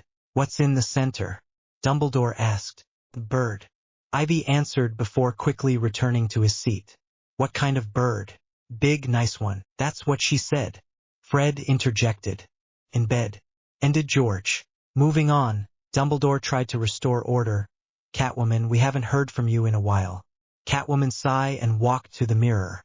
Blood was splattered across the mirror and she could see through the drops. Minerva on a wooden spike. Batman stood with his arms wrapped around hers, laughing at the corpse. What do you see, Selina? Asked Dumbledore. Catwoman shook her head and turned away from the glass before answering. I see gold and diamonds. She replied, then she sat back down. For some reason, Batman didn't buy it, but he didn't interject. Would anyone else like to take their turn at the mirror? Can my dog have a turn? The Joker requested. Everyone turned to him with questioning looks. Why would your dog need a turn? Severus asked with a sneer. Well then go ahead and let your dog take a look. Dumbledore said with a kind smile. Joker dragged Sirius up to the mirror. Sirius pulled away whining, but the Joker paid no heed to it. The dog reluctantly looked in the mirror. Through his canine eyes he saw himself with Harry, his godson. They were reconnecting like James would have wanted as he was a free man. Sirius stopped whining. His tail wagged at the image while Dumbledore chuckled. Well, I think he can see what he wishes, Joker. Would anyone else like to go? What about you, Scarecrow? Dumbledore suggested. Well, what do you see, Scary? Joker asked. The Scarecrow looked at him. I see people screaming in fear. What else? The doctor responded. It seems that it is almost time for dinner. We will continue this next session. Dumbledore said. He then stood and started on his way to the doors. I suggest you all wash up for dinner. The villains made their way back to their dorm rooms. They filed into the room and found seats around the chamber. Ivy made her way to one of the green houses she had taken over despite Pomona's protests. She was greeted by her lovely plants that she cared for as if they were her children. Ivy called out a voice. Ivy turned around to find Catwoman at the threshold of the door. Selina, greeted Ivy. What brings you here? I can't stop by for just a nice chat? Catwoman walked vaguely, looking at the exotic man eating plants Ivy raised. I've known you long enough to know you don't just come over to make idle conversation. What is it you want? You're right. I want Batman and I want you to help me. Ivy scoffed. You still want the flying rodent? And what makes you think I'll help you? I know what you want. Catwoman had gotten closer to Ivy, circling her. And what's that? Please don't make me laugh. It's obvious it's Scarecrow. She looked down at Ivy, who seemed to deny what Selina had just said. Selina leaned her head close to Ivy, her warm breath on Ivy's ear. You scratch my back and I'll scratch yours, she whispered. She then leaned back to look into Ivy's teal-green eyes. Think about it. She then left without another word, leaving Ivy speechless. Robin nonchalantly walked in between the bookcases, spying on a certain witch. Her nose was buried once more in a book. She was oblivious to her surrounds, and especially to Robin. He watched as her delicate long fingers would brush across the pages, or how her eyes would sparkle when she read maybe something exciting or funny. He didn't know. She would lightly chew her bottom lip. There you are, Hermione. Robin tore his eyes away from the pretty witch to see Harry Potter jog over towards her. I've been looking all over for you. Oh, that must be a first. The witch replied with malice in her voice. Oh, I know. You know that potion essay due like tomorrow. She didn't reply but instead returned to her book. All right, well, I was wondering if you could do it for me. With that she slammed her book shut. Her cheeks flared and her brown eyes were vexed. First of all, that is cheating, and second of all, what makes you think I would do it? You're my best friend and I'm Harry Potter, so you're nothing but an arrogant monster, she shrilled, glaring at him crossly. Harry rolled his eyes but then caught sight of Robin. Hey, Wonder Boy, he called over.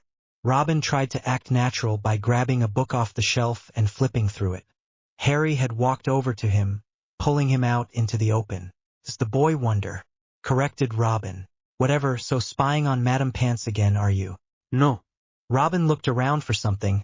I was just catching up on my reading. Harry gave him a doubtful look. As if, Muggle, do you even understand even a fraction of what's in these books? Do you? Robin countered. Harry grabbed Robin by shirt in an aggressive manner. Is that a threat? What do you think? You better hope it isn't. But just in case. Harry let go of Robin. Catch up on your reading if you want to face the boy who lived.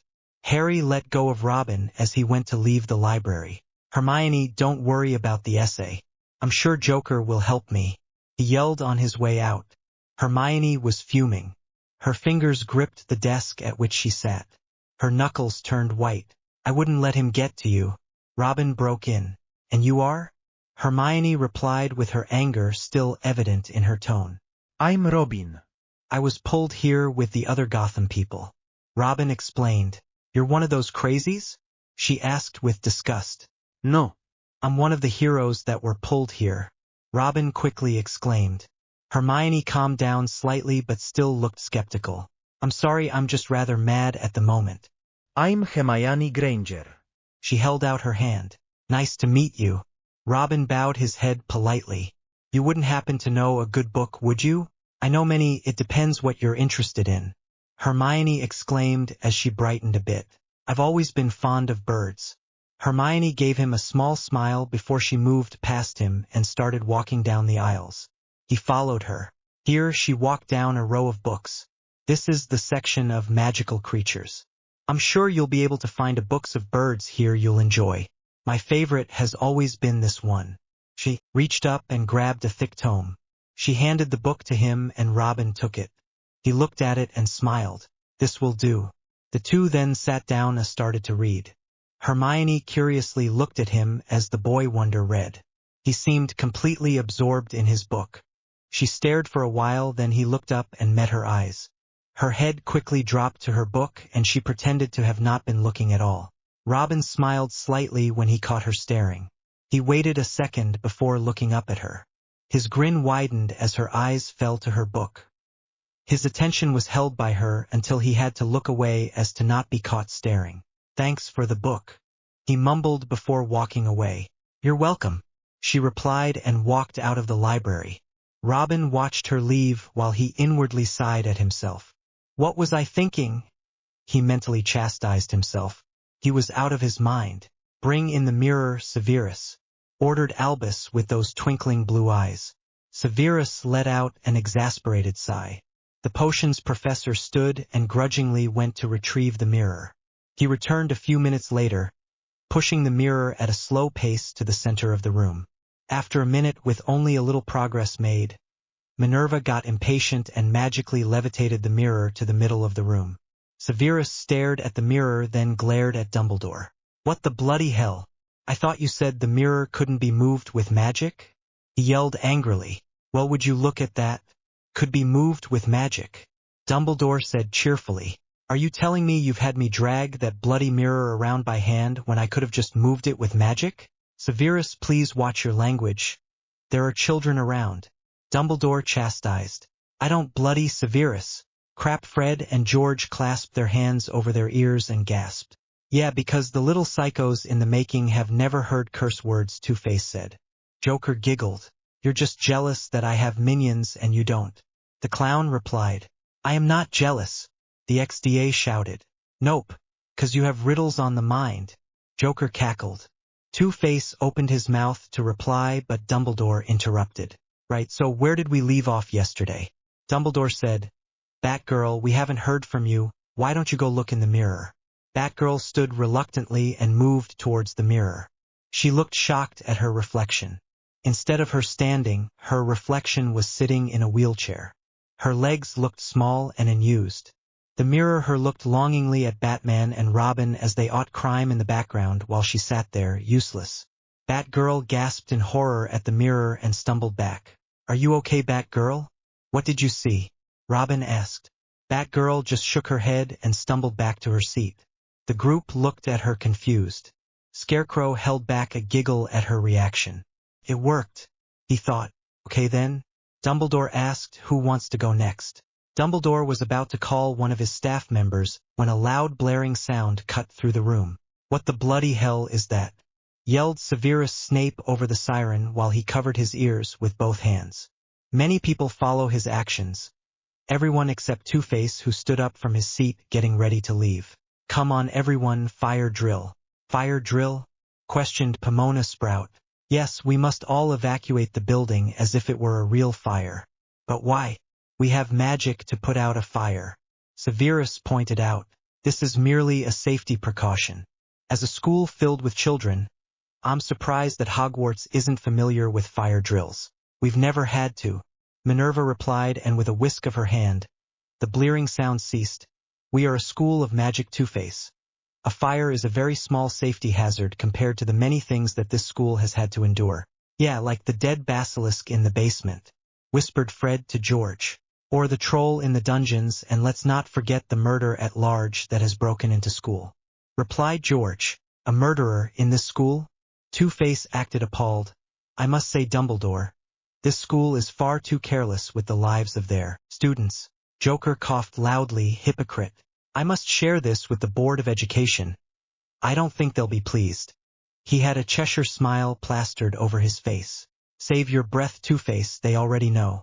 Minerva narrowed her eyes on the man. I think this meeting is over. Albus. You are all dismissed. With that, Minerva swiftly left the room, followed by many others. But we haven't finished. Dumbledore whined before following Minerva out like a petulant child. Meanwhile, Joker sent a pointed look over at Two-Face. An ominous smile elongated by the scars slashed across his features. So no face, what's with the dills? I would think you'd love to see other people being burned. Maybe you could get a mini-me. It's none of your business, clown. Come now, why so hostile? I'm wounded. Can't I be concerned when a friend's not acting like themselves? We're not friends. Two-Face turned to walk away, but then paused when Joker spoke up again. Really? I don't think you're in any position to be limiting your allies. What do you mean by that? Well, let's just say that I have friends in surprisingly high places, and you're going to need people who can sway the public in your favor. The Joker's grin widened as Two-Face turned toward him fully, looking much more interested than before. I'm listening, Tebetse.